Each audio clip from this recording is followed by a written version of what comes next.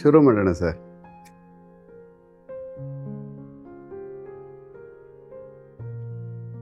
ನಿಮ್ಮ ಬಗ್ಗೆ ನಿಮ್ಮ ಮಾತು. ನಾನು ಎಸ್ ಕೆ ಉಮೇಶ್ ಅಂತೇಳಿ, ನಾನೊಬ್ಬ retired superintendent of police. Bengaluru ನಗರದಲ್ಲೇ ಸಾಮಾನ್ಯವಾಗಿ 31 ವರ್ಷಗಳ ಕಾಲ ಕೆಲಸ ಮಾಡಿದೆ. ವಿಜಯನಗರ ಈ ಭಾಗದಲ್ಲೂ ಸಹ ನಾನು 2.5 ವರ್ಷ ACP ಆಗಿ ಕೆಲಸ ಮಾಡಿದ್ದೆ. ಈ ಬೆಂಗಳೂರು ನಗರದ ಗಲ್ಲಿಗಳು ನನಗೆ ತುಂಬ ಚೆನ್ನಾಗಿ ಗೊತ್ತು. ಮತ್ತು ನಾನು ನನ್ನ ಹಳ್ಳಿ ಏನಿದೆಯೋ ಸೋರೆಕಾಯಿ ದೊಡ್ಡಿ ಅಂತೇಳಿ, ಕನಕಪುರ ತಾಲೂಕು, ಈಗಿನ ಬೆಂಗಳೂರು ದಕ್ಷಿಣ ಜಿಲ್ಲೆ ಅಂತೇನು ಕರೀತಾರೋ ಅಲ್ಲಿ ಒಂದು ಚಿಕ್ಕ ಗ್ರಾಮ ಕರಿಯಪ್ಪನವರು ಅಂತ, ಅಂದರೆ ಅವರೊಂಥರ ಕನಕಪುರದ ಗಾಂಧಿ ಅಂತ ಕರೀತಿದ್ರು. ಅವರ ವಂಶಸ್ಥರಾದ ನಾನೊಬ್ಬ. ಮತ್ತು ಅಲ್ಲಿಂದ ಇಲ್ಲಿಗೆ 70 ಕಿಲೋಮೀಟ್ರ್ ಅಷ್ಟೇ ಬೆಂಗಳೂರು ನಗರಕ್ಕೆ. ಹೀಗೆ ಬೆಂಗಳೂರು ನಗರದಲ್ಲಿ ಇಲ್ಲಿಂದ 70 ಕಿಲೋಮೀಟ್ರ್ ಇದ್ರೂ ಸಹ ನಾವುಗಳು ಹಳ್ಳಿಯ ನಮ್ಮ ಒಂದು ಪ್ರಾಥಮಿಕ ಏನು ಸರ್ಕಾರಿ ಸ್ಕೂಲ್ ಇತ್ತು ಅದರಲ್ಲೇ ನಾವು ಓದಲು ಪ್ರಾರಂಭ ಮಾಡಿದೋ. ಅದಾದಮೇಲೆ ಅಲ್ಲೇ ಮಿಡ್ಲ್ ಸ್ಕೂಲು, ಮತ್ತು ಕರಿಯಪ್ಪನವ್ರದ್ದು ಅಲ್ಲೇ ರೂರಲ್ ಹೈಸ್ಕೂಲ್, ಮತ್ತು ಕಾಲೇಜು ಕರಿಯಪ್ಪನವ್ರ ರೂರಲ್ ಕಾಲೇಜ್ ಕನಕಪುರದಲ್ಲಿ ಮುಗಿಸ್ಕೊಂಡು, ಅದಾದಮೇಲೆ ನಮಗೊಂದು ಏನು ಮಾಡೋದು ಅನ್ನುವಂಥ ಪ್ರಶ್ನೆ ಬಂತು ಇವಾಗ. ಯಾಕೆಂತಂದರೆ ಇನ್ನು ಬೇರೆ ಶಿಕ್ಷಣ ಸಂಸ್ಥೆಗಳು ಆ ಭಾಗದಲ್ಲಿ ಯಾವುದೂ ಇರಲಿಲ್ಲ. ಡಿಗ್ರಿ ಆದಮೇಲೆ ಬೆಂಗಳೂರಿಗೆ ಬರುವಂಥ ವಾತಾವರಣ ಇತ್ತು. ಹಾಗೆ ಏನಾದರೂ ಮಾಡಬೇಕಲ್ಲ, ಅಷ್ಟಕ್ಕೆ ನಿಲ್ಲಿಸಬಾರ್ದಲ್ಲ ಅಂತ ಅನ್ನುವಂಥದ್ದು ಇದ್ರೂ ಸಹ ಭಾಳ ಚಾಲೆಂಜಸ್ ಇತ್ತು ಅಲ್ಲಿಂದ ಇಲ್ಲಿಗೆ ಬರೋಕ್ಕೆ ಬೆಂಗಳೂರು ನಗರದಲ್ಲಿ. ಯಾಕಂದರೆ ನಮ್ಗೆ ಯಾವುದೇ ಥರವಾದಂತಹ ಸಂಬಂಧ ಇರಲಿಲ್ಲ, ಜನ ಇರಲಿಲ್ಲ. ಮತ್ತು ಹೇಗೆ ಬಂದು ನಾವು ಇಲ್ಲಿ ಉಳ್ಕೋಬೇಕು, ಮತ್ತು ಇಲ್ಲಿ ಇರ್ತಕ್ಕಂಥ ಚಾಲೆಂಜಸ್ ಫೇಸ್ ಮಾಡಬೇಕು, ಮತ್ತು ಫೈನಾನ್ಷಿಯಲಿ ಹೇಗೆ ನಾವು ಅದ್ರ ಹೋರಾಟ ಮಾಡಬೇಕು ಅನ್ನುವಂಥದ್ದೆಲ್ಲ ಒಂದು ದೊಡ್ಡ ಪ್ರಶ್ನೆ ಬಂತು.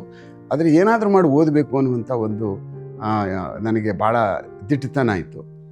ಅದೇ ರೀತಿ ನಾನು ಬೆಂಗಳೂರು ನಗರಕ್ಕೆ 1980ರಲ್ಲಿ ಬಂದೆ. ನಾನು ಕೊನೆಯ ಭಾಗದಲ್ಲಿ 81 ಮೊದಲನೇ ಜನವರಿ ಫೆಬ್ರವರಿ ತಿಂಗಳಿನಲ್ಲಿ ಡಿಗ್ರಿ ಮುಗಿದ ತಕ್ಷಣ ಬಂದೆ. ನಾನು ಬಂದಾಗ ಏನು ಮಾಡೋದು, ಆವಾಗ ನಾನು I am very good in ಎಕನಾಮಿಕ್ಸಲ್ಲಿ ನಾನು ಏನಾದರೂ ಒಂದು ಡಿಗ್ರಿ ತೊಗೋಬೇಕು, ಮಾಸ್ಟರ್ ಡಿಗ್ರಿ ಅನ್ನುವಂಥದ್ದು ಒಂದು ನನಗೆ ಭಾಳ ಇತ್ತು.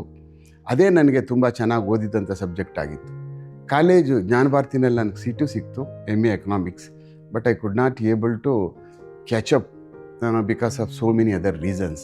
ಆಗದೆ ಹೋಯಿತು ಕಾಲೇಜಲ್ಲದು. ಒಂದು ಮ್ಯಾಕ್ಸಿಮಮ್ 15 ದಿವಸ ಕಾಲೇಜ್ಗೆ ಹೋದೆ, 1 ತಿಂಗಳು ಕಳೆದೆ.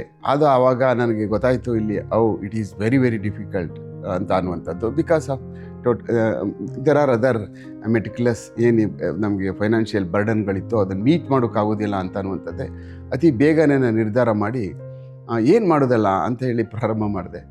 ಆವಾಗ ನನ್ನ ಫ್ರೆಂಡ್ ಒಬ್ಬ ವಿದ್ಯಾಧರ್ ಪಟೇಲ್ ಅಂತಿದ್ದ. ಅವನು ನಾವೆಲ್ಲ ಸ್ಕೂಲಲ್ಲಿ ಓದ್ತಾ ಇದ್ವಿ. ಅವನು ಕಾಲೇಜಿಗೆ ಬಂದ, PUC ಮಾಡಿದ್ದ. ಅವನು ಸೈನ್ಸ್ ಮಾಡಿ ಅವನು IAF ಕೊಟ್ಟೋಗ್ಬಿಟ್ಟ. ಅದಾದಮೇಲೆ ನಮ್ಗೆ ಆಪರ್ಚುನಿಟಿ ಇರಲಿಲ್ಲ, ಯಾಕೆಂದರೆ because we are all arts students, ನಾವೆಲ್ಲ ಆರ್ಟ್ಸ್ ಸ್ಟೂಡೆಂಟ್ಸ್ ಆಗಿದ್ದರಿಂದ. ಆಮೇಲೆ ನಾನು ಯಾವುದಕ್ಕೆ ಹೋಗೋದು ಅಂತ ಹೇಳಿದಾಗ then I selected for an ಆರ್ಮಿಗೆ ಹೋದೆ.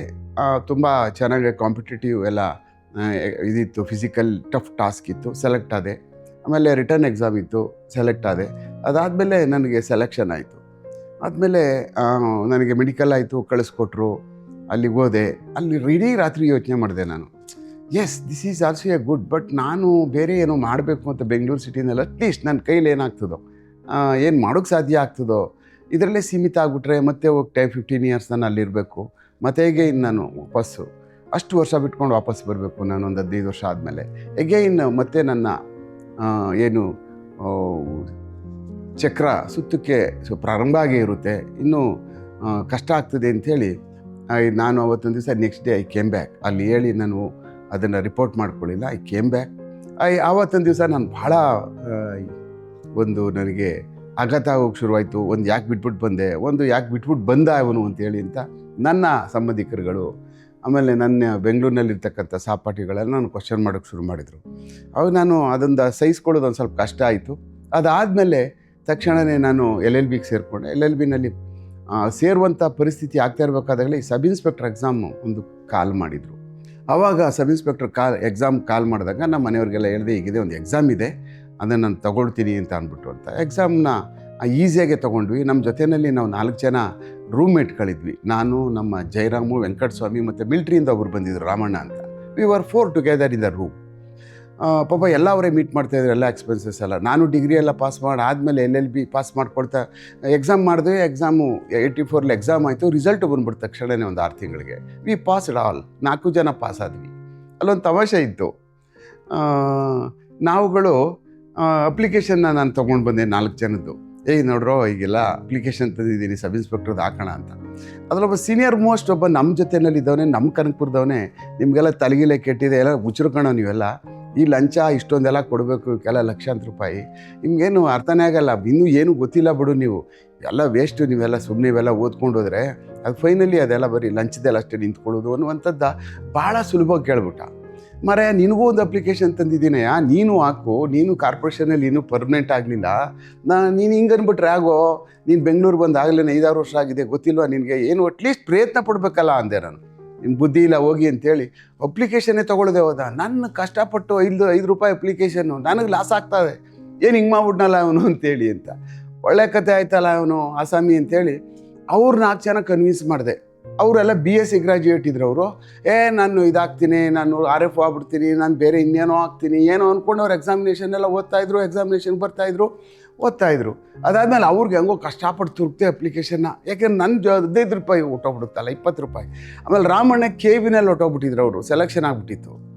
ರಾಮಣ್ಣ ನಾನು KVನಲ್ಲಿದ್ದೀನಿ, ನನಗೆ ಯಾಕಪ್ಪ ರೀ ನೀವು ತಗೊಳ್ರಿ, ನಿಮ್ಗೆ ಗೊತ್ತಾಗಲ್ಲ ಅಂಥೇಳಿ ಅವ್ರು, ನಾನು ತಪ್ಪ ಬೇರೆ ಇದ್ದೀನಿ, ಆಗಲ್ಲ, ಕಷ್ಟ ಆಯ್ತದೆ ಅಂದರು. ಬಿಡಲಿಲ್ಲ ಆ ಮನುಷ್ಯನಿಗೆ, ಆಗ್ತೆ. ಆಮೇಲೆ ಹಿಡ್ಕೊಂಡು ಅವ್ರಿಗೆ ಆಮೇಲೆ ಎಲ್ಲ ವಸೂಲು ಮಾಡಿದೆ. ಇದು ಒಂದು ಅಪ್ಲಿಕೇಶನಲ್ಲಿ ಇನ್ನೊಂದು ಅಪ್ಲಿಕೇಶನ್ ಉಳ್ಕೊಬಿಡ್ತು. ಅದು ಶೇಖರ ಅಂತಿದ್ದ ಅವನು, ನಮ್ಮ ಯಾವಾಗಲೂ KSRTCಲಿ ಇರ್ತಿದ್ದ ಅವನು. KSRTCಗೆ ಹೋದ್ರೆ 6 ತಿಂಗಳು 3 ತಿಂಗಳು ಸಸ್ಪೆಂಡ್ ಆಗಿ ಬಂದ್ಬಿಡುವ ಈಚೆ. ಅದೇನು ಮಾಡೋನು ಅವನ ಹಣೆ ಬರೋಕ್ಕೆ ಗೊತ್ತೇ ಆಗ್ತಾ ಇರಲಿಲ್ಲ. ಯಾಕೋ ಅಂದರೆ ಅಯ್ಯೋ ಹಿಡ್ಕೊಬಿಟ್ರು ಕಣೋ, ಅಲ್ಲೊಂದಷ್ಟು ಜನ ಬಿಟ್ಕೊಂಡು ಹೋಗ್ತಿದ್ದೆ, ಇಲ್ಲಿ ಬೇರೆ ಜನ ಬಿಟ್ಕೊಂಡು ಹೋಗ್ತಿದ್ದೆ ಅಂತ. ಅದೇನು ಬಿಟ್ಕೊಂಡು ಹೋಗೋದು ಅಂದರೆ ಕಾಸು ಇಸ್ಕೊಬಿಡ್ದು ಟಿಕೆಟ್ ಕೊಡದೆ ಹೋಗೋದು, ಮತ್ತು ಸರಿಯಾಗಿ ಮಾಡೋರು ಬಿಡು ಅಂತೇಳಿ ಯಾವಾಗೂ ನಮ್ಮ ಜೊತೆನೇ ಇರುವ. ಅವ್ನಿಗೊಂದು ಅಪ್ಲಿಕೇಶನ್ ಹಾಕ್ತೆ, ಬಿಡಲಿಲ್ಲ. ಎಕ್ಸಾಮಿನೇಷನ್ಗೆ ಬಂತಲ್ಲ, ಎಕ್ಸಾಮಿನೇಷನ್ಗೆ ಎಲ್ಲ ಓದ್ವಿ ನಾವು. ಹೋದ್ರೆ ನನ್ನ ಪಕ್ಕ ಇವನೇ ಬಂದುಬಿಟ್ಟಿದ್ದ, ಇವ್ನು ಶೇಖರನೂ ಪಕ್ಕದಲ್ಲೇ ಕೂತ್ಕೊಬಿಟ್ಟ. ನಾನು ಪರೀಕ್ಷೆನಲ್ಲಿ ಒಂದು ಕಾಡ್ದ ಅಂದರೆ ನನ್ನ ಜೀವನದಲ್ಲಿ ಅನ್ಕೋಬೇಕು, ಅಷ್ಟು ಮಟ್ಟಕ್ಕೆ ಕಾಡ್ಬಿಟ್ಟ. ಸ್ವಲ್ಪ ಅವನು ಬೆಂಗಳೂರಿಗೆ ಬಂದೇ ಭಾಳ ದಿವಸ ಆಗೋಗ್ಬಿಟ್ಟಿತ್ತು. ಆಮೇಲೆ ಅವ್ನಿಗೊಂದು ಸ್ವಲ್ಪ ಚೆನ್ನಾಗಿ ಇದೆಲ್ಲ ಆಗಲೇ ಗೊತ್ತಾಗೋಗಿತ್ತು. ನಾನು ತೋರಿಸ್ಬೇಕು, ನೀವು ತೋರಿಸಿಲ್ಲ ಅಂದ್ರೆ ಅಷ್ಟೇ ಹಾಗೆ ಹೀಗೆ ಅಂತೇಳಿ ಎದುರಿಸ್ತಿರ್ಲಿಲ್ಲ. We are close friends. ಆಮೇಲೆ ಒಳ್ಳೆ ಕತೆ ಆಗೋಯ್ತಲ್ಲ, ಎಲ್ಲ ನೋಡ್ಕೊಂಡು ಬರ್ದ್ಬಿಟ್ರೆ ಆಮೇಲೆ ಎಲ್ಲ ಹೋಗೋದು ನನ್ನ ಥರನೇ ಇದ್ಬಿಟ್ರೆ ನಿಂದು ಕಷ್ಟ ಆಗ್ಬಿಡ್ತದಪ್ಪ, ಆಮೇಲೆ ಇಬ್ಬರೂ ಫೇಲ್ ಮಾಡಿಬಿಡ್ತಾರೆ ಕಣೆ ಹಾಗೆ ಹೀಗೆ ಅಂತೇಳಿ ನಾನು ಎಷ್ಟೆಷ್ಟೋ ಏನೇನೋ ಮ್ಯಾನೇಜ್ ಮಾಡಿಕೊಂಡು ಅವನಿಗೆ ತೋರಿಸ್ಕೊಂಡು ಎಕ್ಸಾಮಿನೇಷನ್ ಆಯಿತು. ಎಕ್ಸಾಮಿನೇಷನಲ್ಲಿ ಅದೊಂದು ಮಜಾ ಎಕ್ಸಾಮಿನೇಷನ್ನು. ತೊಗೊಂಡ್ರೆ 50 ಮಾರ್ಕ್ಸ್ ಮಿನಿಮಮ್ ಬರಲೇಬೇಕು, ಇಲ್ಲಾಂದರೆ ಔಟ್ ಅವರು. ಮುಂದೆ ನೆಕ್ಸ್ಟು ಕೋರ್ಸ್ಗೆ ಅವರು ಆಗೋಕ್ಕಾಗಲ್ಲ, ಬೇರೆ ಬೇರೆ ಎಕ್ಸಾಮ್ಗಳಿಗೆ. ಅವ್ನು ಕರೆಕ್ಟಾಗಿ 49 ಕೊಟ್ಟು ಫೇಲ್ ಮಾಡಿಬಿಟ್ಟಿದ್ರು. ನನಗೆ ಅಯ್ಯಪ್ಪ, ನಂದು ವ್ಯಾಲ್ಯೂಯೇಷನ್ ಪುಷ್ ಮಾಡೋರಪ್ಪ ಯಾರೋ ಪುಣ್ಯಾತ್ಮ, ನಂದೇನಾರು ಪುಷ್ ಮಾಡಿಬಿಟ್ಟಿದ್ರೆ ನನ್ನೇನು ಫೇಲ್ ಮಾಡಿಬಿಟ್ಟು ಒಂದೇ ಥರ ಆನ್ಸರ್ ಇರ್ತಿರ್ತ. ದೇವ್ರಿದ್ದಾನಪ್ಪ ಅಂಥೇಳಿ. ಆಮೇಲೆ ಅವ್ನು ಏನಯ್ಯ ಎಲ್ಲ ನಂದೇ ನಿನ್ನ ಥರನೇ ಬರೆದಿದೆ, ನಾನು ನೋಡಿದ್ರು ಇಷ್ಟು, ನಿನ್ನ ನೋಡಿದ್ರು ಇಷ್ಟು ಮಾರ್ಕ್ಸ್ ಕೊಟ್ಬಿಟ್ಟಿದ್ದಾರೆ ಅಂತಾದರು. ನಾನು ಒಂದು ಸ್ವಲ್ಪ ಸ್ಕಿಪ್ ಮಾಡಿದ್ದೆ, ಒಂದು ಸ್ವಲ್ಪ ಬುದ್ಧಿವಂತನೇ ಯೂಸ್ ಮಾಡಿದ್ದೆ, ಅವ್ನಿಗೆ ಗೊತ್ತು ಸ್ವಲ್ಪ ಅಟ್ಲೀಸ್ಟ್ ವ್ಯತ್ಯಾಸ ಇರಲಿ ಅಂತ. ಅದೊಂದು ನನಗೆ ಇವಾಗಲೂ ಭಾಳ ನನಗೆ ಅದು ತಮಾಷೆ. ಮತ್ತು ಈ ಥರನೂ ಇರುತ್ತೆ ಅಂತ ಅನ್ನುವಂಥದ್ದು ನನಗೆ ಅವಾಗಲೇ ಜ್ಞಾಪಕ ಬರ್ತಾ ಇರ್ತದೆ. ಯಾರಾದರೂ ಇದ್ರೆ ನನ್ನ ಫ್ರೆಂಡ್ ಸರ್ಕಲ್ಗೆಲ್ಲ ಹೇಳ್ಕೊಡ್ತಾ ಇರ್ತೀನಿ ಈ ವಿಚಾರನ. ಹುಷಾರಪ್ಪ, ಪರೀಕ್ಷೆಗೆ ಹೋದಾಗ ಅಕ್ಕಪಕ್ಕ ನೀವು ಜಾಸ್ತಿ ಏನಾರು ಅಕಸ್ಮಾತ್ ತೋರ್ಸಕ್ಕೆ ಹೋದರೆ ನೀವು ಡ್ಯಾಮೇಜ್ ಆಗುವಂಥದ್ದು ಪರಿಸ್ಥಿತಿ ಇರ್ತದೆ. ನಾನೇ ಲೈವ್ ಎಕ್ಸಾಂಪಲ್ ಅಂತ ಹೇಳುವಂಥದ್ದು ಉಂಟು. ಹೀಗೆ ಎಕ್ಸಾಮಿನೇಷನ್ ಆಯಿತು, ಎಲ್ಲ ಮುಗೀತು, ಪಾಸು ಆದ್ವಿ. LLBನೂ ಕಂಪ್ಲೀಟ್ ಆಗ್ಬಿಡ್ತು ನಮ್ಮದು. ನಮ್ಮ 4 ಜನದ್ದು, ರಾಮಣ್ಣ, ನಂದು, ನಮ್ಮ ತುಗಣಿ ಜಯರಾಮ್ ಮತ್ತು ನಮ್ಮ ವೆಂಕಟಸ್ವಾಮಿ, ಪಂಚಲಿಂಗೇಗೌಡ ಎಲ್ಲ. ಆಮೇಲೆ ಇವ್ರು ಪಂಚಲಿಂಗೇಗೌಡ ಒಂದು ಸ್ವಲ್ಪ ಶಾಕ್ ಆಯಿತು. ಅವ್ರು ಏನೇ 4 ಜನ ಪಾಸ್ ಮಾಡಿಬಿಟ್ರಲ್ಲ ಪರೀಕ್ಷೆನಾ ಅಂದರು. ನಮಗಿಂತ ಬುದ್ಧಿವಂತ ಇದ್ದ ಅವನು ಆ್ಯಕ್ಚುಲಿ. ನಾವು ಅವನ ಮುಂದೆ ಡಲ್ ಇದ್ದು, ಯಾಕೆಂದರೆ ನಾವು ಕಾಲೇಜುಗಳಲ್ಲಿ ತುಂಬ ಇದಕ್ಕೆ ಕಲ್ಚರಲ್ ಅಸೋಸಿಯೇಷನಲ್ಲಿ ನಾವೆಲ್ಲ ಈ ಭಾಷಣ ಸ್ಪರ್ಧೆಗೆ ಹೋಗ್ತಾಯಿದ್ವಿ. ಈ ತೇಜಸ್ವಿನಿ ರಮೇಶ್ ಎಲ್ಲ ಅವರೆಲ್ಲ ಬರ್ತಿದ್ರು ನಮ್ಮ ಜೊತೆ. ತುಂಬ ಕಾಲೇಜ್ ಸ್ಟೇಟ್ಗೆ ಹೋಗ್ತಾಯಿದ್ವಿ ನಾವೆಲ್ಲ ಕಾಲೇಜ್ಗಳಿಗೆ ಕಾಂಪೀಟ್ ಮಾಡೋದಕ್ಕೆ. ಆವಾಗ ಅವನೇ ಏನು ಮಾಡಿದ್ರು ಫಸ್ಟ್ ಪ್ರೈಸ್ ತೊಗೊಬಿಡುವ. ತುಂಬ ಚೆನ್ನಾಗಿ ಮಾತಾಡ್ತಕ್ಕಂಥ ಶಕ್ತಿ ಇತ್ತು ಅವನಿಗೆ. ಆಮೇಲೆ ಈಸ್ ವೆರಿ ಗುಡ್ ಲುಕಿಂಗ್, ಭಾಳ ಟಫ್ ಗೈ ಇದ್ದ. ಆಮೇಲೆ ಆಯಿತು, ನಮ್ಮದೆಲ್ಲ ಕಾಲೇಜೆಲ್ಲ ನಾವು ಪ್ರಾಕ್ಟೀಸ್ ಮಾಡೋಣ ಲಾ ಕಾಲೇಜ್ ಆದಮೇಲೆ ಅಂಥೇಳಿ, ಲಾ ಮುಗಿದಾದ್ಮೇಲೆ ಒಂದು ಪ್ಲ್ಯಾನ್ ಮಾಡಿಕೊಂಡು ನಾನು ಪ್ರಾಕ್ಟೀಸ್ ಮಾಡೋಕ್ಕೆ ಶುರು ಮಾಡಿದೆ. ವೆಂಕಟಸ್ವಾಮಿ ಒಂದು ಟ್ರಾಫಿಕ್ ಇನ್ಸ್ಪೆಕ್ಟ್ರಾಗಿ ಹೊಟ್ಟೋಗ್ಬಿಟ್ಟ KSRTCಗೆ. ನಮ್ಮ ಜಯರಾಮು ಒಬ್ಬ ಲೆಕ್ಚರರಾಗಿ ಹೋಗ್ಬಿಟ್ಟ ಇದಕ್ಕೆ ಸಿಲ್ಕ್ ಇದಕ್ಕೆ ಡಿಪಾರ್ಟ್ಮೆಂಟ್ಗೆ. ಆಮೇಲೆ ರಾಮಣ್ಣ KEBಗೆ ಹೋಗ್ಬಿಟ್ಟ. ನಾನೊಬ್ಬನೇ ಪ್ರಾಕ್ಟೀಸ್ ಮಾಡ್ತಿದ್ದವನು. ಹೀಗೆ ಹೀಗೇ ನಡೀತಾ ಇತ್ತು ಜೀವನ. ನಾನು ಕಾಂಪಿಟೇಟಿವ್ ಎಕ್ಸಾಮ್ಗಳು ಪಾಸ್ ಮಾಡಬೇಕಾ ಬೇಡವಾ, ಇದೇ ಕಂಟಿನ್ಯೂ ಮಾಡೋಣ, ಲಾನೇ ಕಂಟಿನ್ಯೂ ಮಾಡೋಣ ಹಾಗೆ ಅಂತೇಳಿ ನಾನು I was working so many ಒಳ್ಳೆ ಅಡ್ವೊಕೇಟ್ಗಳ ಹತ್ರ ಪ್ರಾಕ್ಟೀಸ್ ಮಾಡ್ತಾಯಿದ್ದೆ. ಆದಮೇಲೆ 1989 ಅಂತ ಕಾಣಿಸ್ತದೆ. ಆವಾಗ ಜನವರಿ ಫೆಬ್ರವರಿ ತಿಂಗಳಲ್ಲಿ ಒಂದು ಡಿ ಜಿ ಆಫೀಸಿಂದ ಒಂದು ಲೆಟ್ರ್ ಬಂತು, ಯು ಆರ್ ಇದಕ್ಕೆ ನೀವು ಎಕ್ಸಾಮ್ ಇದಕ್ಕೆ ಬರಬೇಕು, ರಿಟರ್ನ್ ಯಾವುದು ಸ್ಪೀಕಿಂಗು ಮತ್ತು ಫಿಸಿಕಲ್ ಟೆಸ್ಟಿಗೆ ಬರಬೇಕು ಅಂದರು. ಅಯ್ಯಪ್ಪ ಬದುಕೋದಲ್ಲ ಇನ್ನೂ, ಬಟ್ ಒಂದು ಸ್ವಲ್ಪ ನಾವು ಒಂಚೂರು ಫಾಲೋ ಅಪ್ ಮಾಡ್ತಿದ್ವಿ. ಅಲ್ಲಿ ಏನಾಗದೆ ಬದುಕಿದ್ಯಾ, ಸಾಯಿಸ್ಬಿಟ್ಟಿದಾರ ಇದನ್ನ, ಏನೇ ಕತೆ ಇದು ಡಿ ಜಿ ಆಫೀಸಲ್ಲಿ ಅಂತ. ಅಲ್ಲೊಬ್ಬರು ನಮ್ಮ ಹೊಸದುರ್ಗದವರು ಪಾಪ ಇದ್ದರು, ಅವ್ರು ಹೇಳೋರು ಇಲ್ಲ ಬದುಕಿದೆ, ಏನು ಚಿಂತೆ ಇಲ್ಲ, ಯಾವತ್ತಾದ್ರೂ ಒಂದು ದಿವಸ ಬರ್ತದೆ ಅಂತ. ಇದೇನೇ ಹೆಂಗಯ್ಯ ಬದುಕ್ತದೆ, ಇಷ್ಟು ವರ್ಷ ಆಗೋಯ್ತು, 84ರಿಂದ 89 ಆಗೋಯ್ತು. ಶಾಕ್ ಆಯ್ತು ನಮಗೆ, ವಾಪಸ್ ಬಂದಿದ್ದು ನಮಗೆ ಲೆಟರ್. ದೆನ್ ವಿ ವೆಂಟ್, ಅವೆಲ್ಲ ನೋಡಿದ್ವಿ ನಾವೆಲ್ಲ. I was very fit. ನಾನು ಫಿಸಿಕಲಿ ಫಿಟ್ನೆಸ್ಸಲ್ಲಿ ನಾನು ಯಾವತ್ತೂ ಕಾಂಪ್ರಮೈಸ್ ಮಾಡ್ಕೊಳ್ಳಲ್ಲ ಜೀವನದಲ್ಲಿ. ಹೋದರೆ ಏನೆಲ್ಲ ಒಬ್ಬರು ಮುಗಿಸ್ತಾನೆ ಇಲ್ಲ ಫಿಸಿಕಲ್ ಫಿಟ್ನೆಸ್ಸಲ್ಲಿ, 100ಕ್ಕೆ 100 ತಗೋಬೋದು ಈಸಿಯಾಗಿ. ಏನೆಲ್ಲ ಹಿಂಗೆ ಬಿದ್ದೋಗ್ತಾವ್ರೆ, ಇದೇನು ಹುಡುಕಿ ಆಗ್ತಾಯಿಲ್ಲ, ಏನು ಎಲ್ಲ ಅರರದಲ್ಲಿ ಉಳ್ಳೋಗ್ಬಿಡ್ತಾರೆ ಮೂಟೆ ಬಿದ್ದಂಗೆ. ಏನು ಪರಿಸ್ಥಿತಿ ಇದು, ಈ ಥರ ಆಗ್ತಾವ್ರಲ್ಲ ಅಂತೇಳಿ ನಮಗೊಂಥರ ಶಾಕ್ ಆಗ್ತಾಯಿತ್ತು ನೋಡಿದ್ರೆ. ಆಮೇಲೆ ನಾನು ಅವತ್ತೊಂದು ಈವ್ನಿಂಗು ಅದೆಲ್ಲ ಒಂದು ರೌಂಡ್ ಹೊಡೆದೆ. ನೋಡಾದ್ಮೇಲೆ ಇದು ಏನು ಕೇರಿಲ್ಲ ಅಂತೇಳಿ ಆಮೇಲೆ ಸರಿ ಅಂತ ವಾಪಸ್ಸು ಅವತ್ತೊಂದು ದಿವಸ ನಾನು ಬಂತು, ನಾನು 100ಕ್ಕೆ 100 ತೊಗೊಂಡೆ. ಆಮೇಲೆ ಅದರಲ್ಲಿ ಉಳಿದವರೆಲ್ಲ ನಮ್ಮವರೆಲ್ಲ ಗ್ರೇಸ್ ಮಾರ್ಕ್ಸ್ ಅಂತ ತೊಗೊಳಕ್ಕಾಗಲಿಲ್ಲ, ಅವ್ರು 80 ತೊಗೊಂಡ್ರು. ಆಮೇಲೆ ನಾನು ಅವತ್ತೊಂದು ದಿವಸ ಐ ಡನ್ ಮೈ ಇದು ನನ್ನ ಫಿಸಿಕಲ್ ಇದಕ್ಕೆ ನಾನು ಜಸ್ಟಿಸ್ ಕೊಟ್ಟಿದ್ದೀನಿ ಅಂತೇಳಿ ಅವತ್ತೊಂದು ದಿವಸ ನಮ್ಮ ಸ್ಪೀಕಿಂಗ್ ಇತ್ತು, ಪಿಕ್ ಆ್ಯಂಡ್ ಸ್ಪೀಕ್ ಅಂತ.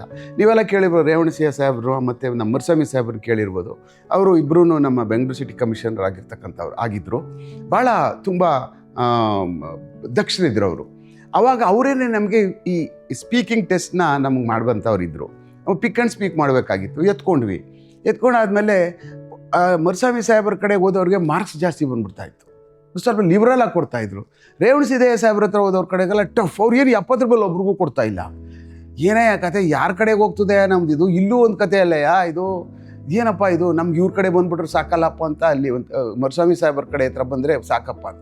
ಅಲ್ಲೋದ್ರೆ ನಮ್ಮೂರು 3 ಜನದ ಆ ಕಡೆ ಹೋಗಿ ನಂದು ಮಾತ್ರ ರೇವಣಸಿದ್ದೇವ್ರ ಕಡೆ ಕೊಟ್ಟೋಗ್ಬಿಡ್ತು. ಒಳ್ಳೆ ಹಣೆ ಬರೆ, ಏನೇ ಇದು ಕತೆ ಇದು ಅಂತೇಳಿ ಸರಿ ಆಯಿತು. ಓದಾದ್ಮೇಲೆ ನನಗೂ ಭಾಳ ಒಳ್ಳೆ ಸಬ್ಜೆಕ್ಟು, ಯಾಕೆಂದರೆ ನಾವೆಲ್ಲ ಮಾತಾಡಿರುವಂಥ ಸಬ್ಜೆಕ್ಟ್ಗಳು ಬೇರೆ ಬೇರೆ ಕೆಲಸ ನಾವೆಲ್ಲ ತಯಾರಿಯಾಗಿರ್ತಕ್ಕಂಥವಿತ್ತು. ಆವಾಗ ನಮಗೆ ಅದೊಂದು ಎತ್ಕೊಂಡ್ರೆ ತಕ್ಷಣವೇ ನನಗೆ ಜನಪದ ಸಾಹಿತ್ಯ ಬಂತು. ಜನಪದ ಸಾಹಿತ್ಯ ಅಂದರೆ ನಾನು ತುಂಬ ಅದರಲ್ಲಿ ತಿಳ್ಕೊಂಡಿದ್ದೆ. ಅದ್ರ ಬಗ್ಗೆ ಹಲವಾರು ಡಿಬೇಟ್ಗಳು ಮಾಡಿದ್ವಿ, ಸ್ಪರ್ಧೆಗಳಲ್ಲಿ ನಾವೆಲ್ಲ ಭಾಷಣ ಸ್ಪರ್ಧೆಗಳು ಮಾಡಿದ್ವಿ.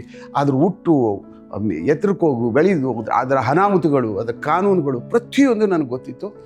ಎಲ್ಲ ಎತ್ಕೊಂಡು ರೇವಣಸಿದ್ದೇಯ ಸಾಹೇಬ್ರ ಹತ್ರ ಮಾತಾಡಿದೆ. ನೋಡಿದ ತಕ್ಷಣವೇ ಅವ್ರಿಗೆಲ್ಲೋ ಡೌಟ್ ಬಂತು, ಏನಾದರೂ ಇವ್ರಿಗೆ ಏನಾದ್ರು ಗೊತ್ತಾಗ್ಬಿಟ್ಟಿದೆಯಾ, ಡಬ್ಬದಲ್ಲಿ ಇವೆಲ್ಲ ಬರೆದಿಟ್ಟಿರೋದು ಯಾರು ಕೊಟ್ಕಿಟ್ಬಿಟ್ಟಿದ್ದಾರೆ ಎತ್ಕೊಂಡೋಗಿ ಕಳ್ಳರು ಅನ್ನುವಂಥದ್ದು ಒಂಥರ ನನ್ನ ಸಂದೇಹವಾಗಿ ನೋಡಿದರು. ಏನಾರು ಮಾಡ್ಬಿಟ್ಟವನ ಇವನು ಅಂತ. ಆಮೇಲೆ ನನಗೆ ಯಾಕೋ ಭಯನೂ ಅನ್ನಿಸ್ತು, ಏನಾರು ನಾನು ತಪ್ಪು ಮಾತಾಡ್ಬಿಟ್ನ, ಏನಾರು ವ್ಯತ್ಯಾಸ ಆಗ್ಬಿಡ್ತಾ ನಾನು ಮಾತಾಡುವಂಥದ್ದು ಅಂತ. ಆಮೇಲೆ ಇನ್ನೊಂದು ಮಾತಾಡುವಂದರು. ಆಮೇಲೆ ಎತ್ಕೊಂಡೆ, ವರದಕ್ಷಿಣೆ ಪಿಡುಗು, ನನಗೆ ಇದು ತಗೋಬೇಕಾ, ಇಂದು ಹಬ್ಬ ಆಗೋಯ್ತು ನನಗೆ. ಆಮೇಲೆ ನೋಡಿ ತೊಗೊಂಡ ತಕ್ಷಣವೇ ಶುರು ಹಚ್ಕೊಂಡೆ. ಅವರು ನೋಡಾದ್ಮೇಲೆ ನೀನು ತುಂಬ ಚೆನ್ನಾಗಿ ಮಾತಾಡ್ತೀಯ ಕಣೆ ಅಂದರು. ಅಪ್ಪ ಪರಮಾತ್ಮನೇ ಹಂಗೆ ಅನ್ನಿಸ್ರಲ್ಲಪ್ಪ ಅಂದ್ಬಿಟ್ಟು ಆದಮೇಲೆ ಎಷ್ಟಾರ ಮಾರ್ಕ್ಸ್ ಕೊಡು, ಗ್ಯಾರಂಟಿ ಪಾಸ್ ಮಾಡ್ತಾನೆ ಅಂತ ನನಗೊಂದು ಕಾನ್ಫಿಡೆನ್ಸ್ ಬಂದ್ಬಿಡ್ತು ನನಗೆ. ಇವನೊಂದು ಸ್ವಲ್ಪ ತಿಳ್ಕೊಂಡೆ ಬಂದವನೇ, ಇವನು ಹಂಗೆ ಬಂದಿಲ್ಲ ಅಂತ ಅನ್ನೋಂಥದ್ದು ತುಂಬ. ಅವತ್ತೊಂದು ದಿವಸ ಮರುಸ್ವಾಮಿ ಸಾಹೇಬ್ರೂ ಸಹ ಕೊಟ್ಟಿರಲಿಲ್ಲ ಮಾರ್ಕ್ಸ್, ಅಷ್ಟೇ ನಮ್ಮದು ಎಷ್ಟಿತ್ತು ಅವತ್ತು ಟೋಟಲಲ್ಲಿ.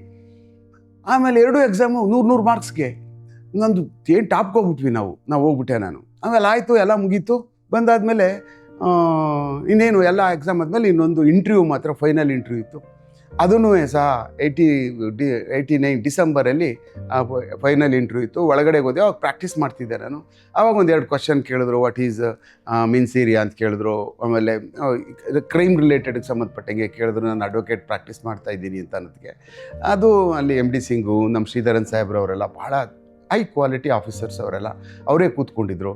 ಅವರು ದೇ ಆರ್ ಓನ್ಲಿ 100ಕ್ಕೆ 100ರಷ್ಟು ಅವರ ಸತ್ಯವಾದಂಥದ್ದೇ ಟ್ರೀಟ್ ಮಾಡ್ತಾ ಇದ್ದದ್ದು ಒಳಗಡೆ ಮಾಡ್ತಾಯಿದ್ರು. ಹೇಳ್ಬಿಟ್ಟು ಬಂದೆ ನಾನು. ಅದಾದಮೇಲೆ ನನಗೆ confident. It is A very small job, ಏನು ದೊಡ್ಡ ಎಕ್ಸಾಮ್ ಅಲ್ಲ ಇದು, ಅಂದರೆ ತುಂಬ ದೊಡ್ಡ ಹುದ್ದೆನೂ ಅಲ್ಲ. But this is very challengeable job ಇದು. ಯಾವುದೇ ಇಲಾಖೆಯಲ್ಲಿ ಒಬ್ಬ IO ಇನ್ವೆಸ್ಟಿಗೇಷನ್ ಆಫೀಸರ್ ಆಗಿ ಒಳಗಡೆ ಹೋಗೋದು ಅಂದರೆ ನನ್ನ ಇದರಲ್ಲಿ ದಟ್ ಈಸ್ ವೆರಿ ವೆರಿ ಭಾಳ ಟಫ್ ಟಾಸ್ಕ್ ಅದು. ಆಮೇಲೆ ನಾವು ಎಂತೆಂಥ ಜನಗಳನ್ನೆಲ್ಲರನ್ನು ಮೀಟ್ ಮಾಡ್ತೀವಿ, ಅಂದರೆ ಒಂಥರ ಭಾಳ ತುಂಬ ಅದೊಂಥರ ಕಲರ್ಫುಲ್ ಒಳಗಡೆ ಹೋದರೆ. ಅಂದರೆ ಅದೇ ಥರ ರಿಸೀವ್ ಮಾಡ್ಕೋಬೇಕು. ನನಗೆ ಅನ್ನಿಸ್ತಾ ಇತ್ತು ನನ್ನ ಲೆಕ್ಕದಲ್ಲಿ ಆಗ್ಬೋದು ಅಂತ. ಸರಿ, ಇವ್ರು 4 ಜನ ಹೋದರು. ಎಲ್ಲ 4 ಜನನೂ ನಾವೆಲ್ಲ ಎಕ್ಸಾಮಿನೇಷನ್ ಫೇಸ್ ಮಾಡ್ಕೊಂಡು ಬಂದ್ವಿ.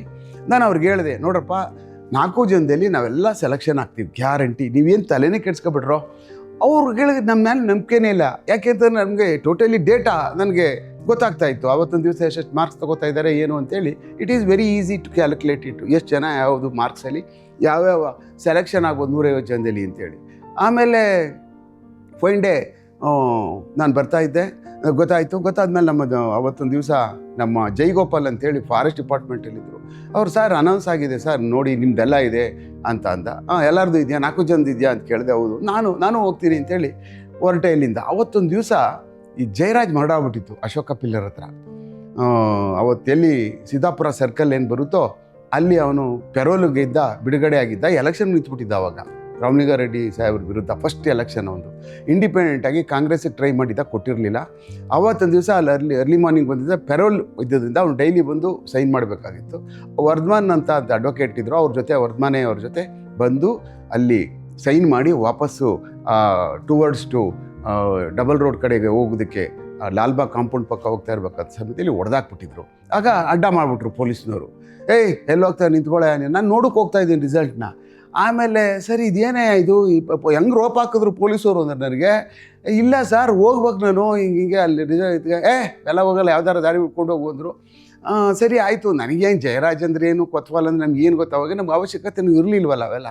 ಬಟ್ ಜಯರಾಜ್ ಹುಲಿ ಇಟ್ಕೊಂಡು ಬಂದಿದ್ದ ಓಟ್ಗೆಲ್ಲ ಅಂತ ಅನ್ನುವಂಥದ್ದು ಜನರ ಕಾಂಪ್ಲೆಕ್ಸ್ ಅನ್ನೋ ದೊಡ್ಡ ಮಾತಾಗಿತ್ತು. ಆವಾಗ ನಾವುಗಳನ್ನು ನೋಡು ಎಂಥ ಹುಲಿ, ಕಾಡಿನ ಏನಾರು ಸರ್ಕಸ್ ಹುಲಿ ಇಟ್ಕೊಂಬಂದಿದ್ದಾನೆ ಅಂತ ನಮಗೂ ಕ್ಯೂರಿಯಾಸಿಟಿ ಇತ್ತು. ಯಾಕೆಂದರೆ ಪಕ್ಕದಲ್ಲೇ ಇದ್ವಿ ನಮ್ಮದು ರೂಮು. ಆವಾಗ ಇಂಥದ್ದೆಲ್ಲ ಒಂದು ಮಾತುಕತೆಗಳು ನಡೀತಾ ಇತ್ತು. ಅವಾಗ ಸತ್ತೋಗ್ಬಿಟ್ಟ. ಆಮೇಲೆ ಬಂದ್ವಿ. ದೆನ್ ಎಲ್ಲ we got selected all 4 of us. ಆದಮೇಲೆ ಅದಾದಮೇಲೆ ನೆಕ್ಸ್ಟ್ ಕೋರ್ಸ್ ಏನಾಗ್ಬಿಡ್ತು ನನಗೆ, ಇನ್ನೊಂದು ಮಜಾ, ಅಲ್ಲಿ ಫಿಸಿಕಲ್ ಮೆಡಿಕಲ್ ಮಾಡ್ತೀವಿ ನಾವು ಅಂದರು. ಮೆಡಿಕಲಲ್ಲಿ ಏನಾದ್ರು ಡಿಸ್ಕ್ವಾಲಿಫೈ ಆದರೆ ಮನೆಗೆ ಹೋಗೋದು ಅಷ್ಟೇ ಕೆಲಸ. ಇದೇನು ಫೈನಲ್ ಅಲ್ಲ ಅಂದ್ಬಿಟ್ಟು, ಏನೆಯ ಇದು ಈ ಥರ ಇಟ್ಕೊಂಡಿದ್ದಾರೆ ಇವರು, ಇದನ್ನು ಏನು ಗೊತ್ತಲ್ಲ ನಿಮಗೆ, ನೀರೆತ್ತದು ಇದು ಇಟ್ಕೊಬಿಟ್ಟವ್ರಲ್ಲ ಇವರೇನೋ ಮಾಡ್ತಾರೆ ಇವರು ಕಿತಾಪತಿನ ಇದರಲ್ಲಿ ಅಂತ ಎಲ್ಲರಿಗೂ ನಮ್ಗೊಂಥರ ವಿ ಫೀಲ್ ಇನ್ಸೆಕ್ಯೂರ್ ರಿಯಲಿ. ಏನು ಮಾಡ್ಬೋದು ನಮಗೆ? ಆಯಿತು, ವಿಕ್ಟೋರಿಯಾ ಹಾಸ್ಪಿಟ್ಲಲ್ಲಿ ಮೆಡಿಕಲ್ ಮಾಡೋಕೆ ಕರೆದ್ರೆ ಒಳಗಡೆ 150 ಜನ ಇದ್ದರು. ಫಸ್ಟ್ ಡೇ 50 ಜನ, 20 ಜನ ಫೇಲ್ ಮಾಡಿಬಿಟ್ರು. ನಾಲ್ಕನೇ ಅಂತೆ, ಕಣ್ಣು ಸರಿ ಇಲ್ವಂತೆ, ಕೈ ಸರಿ ಇಲ್ವಂತೆ, ಆಮೇಲೆ ನಾವು ಬೋಲೆಗ್ಗಂತೆ ಏನೇನು ಅಂತೇಳಿ 20 ಜನ ಔಟು ಎವ್ರಿ ಡೇ.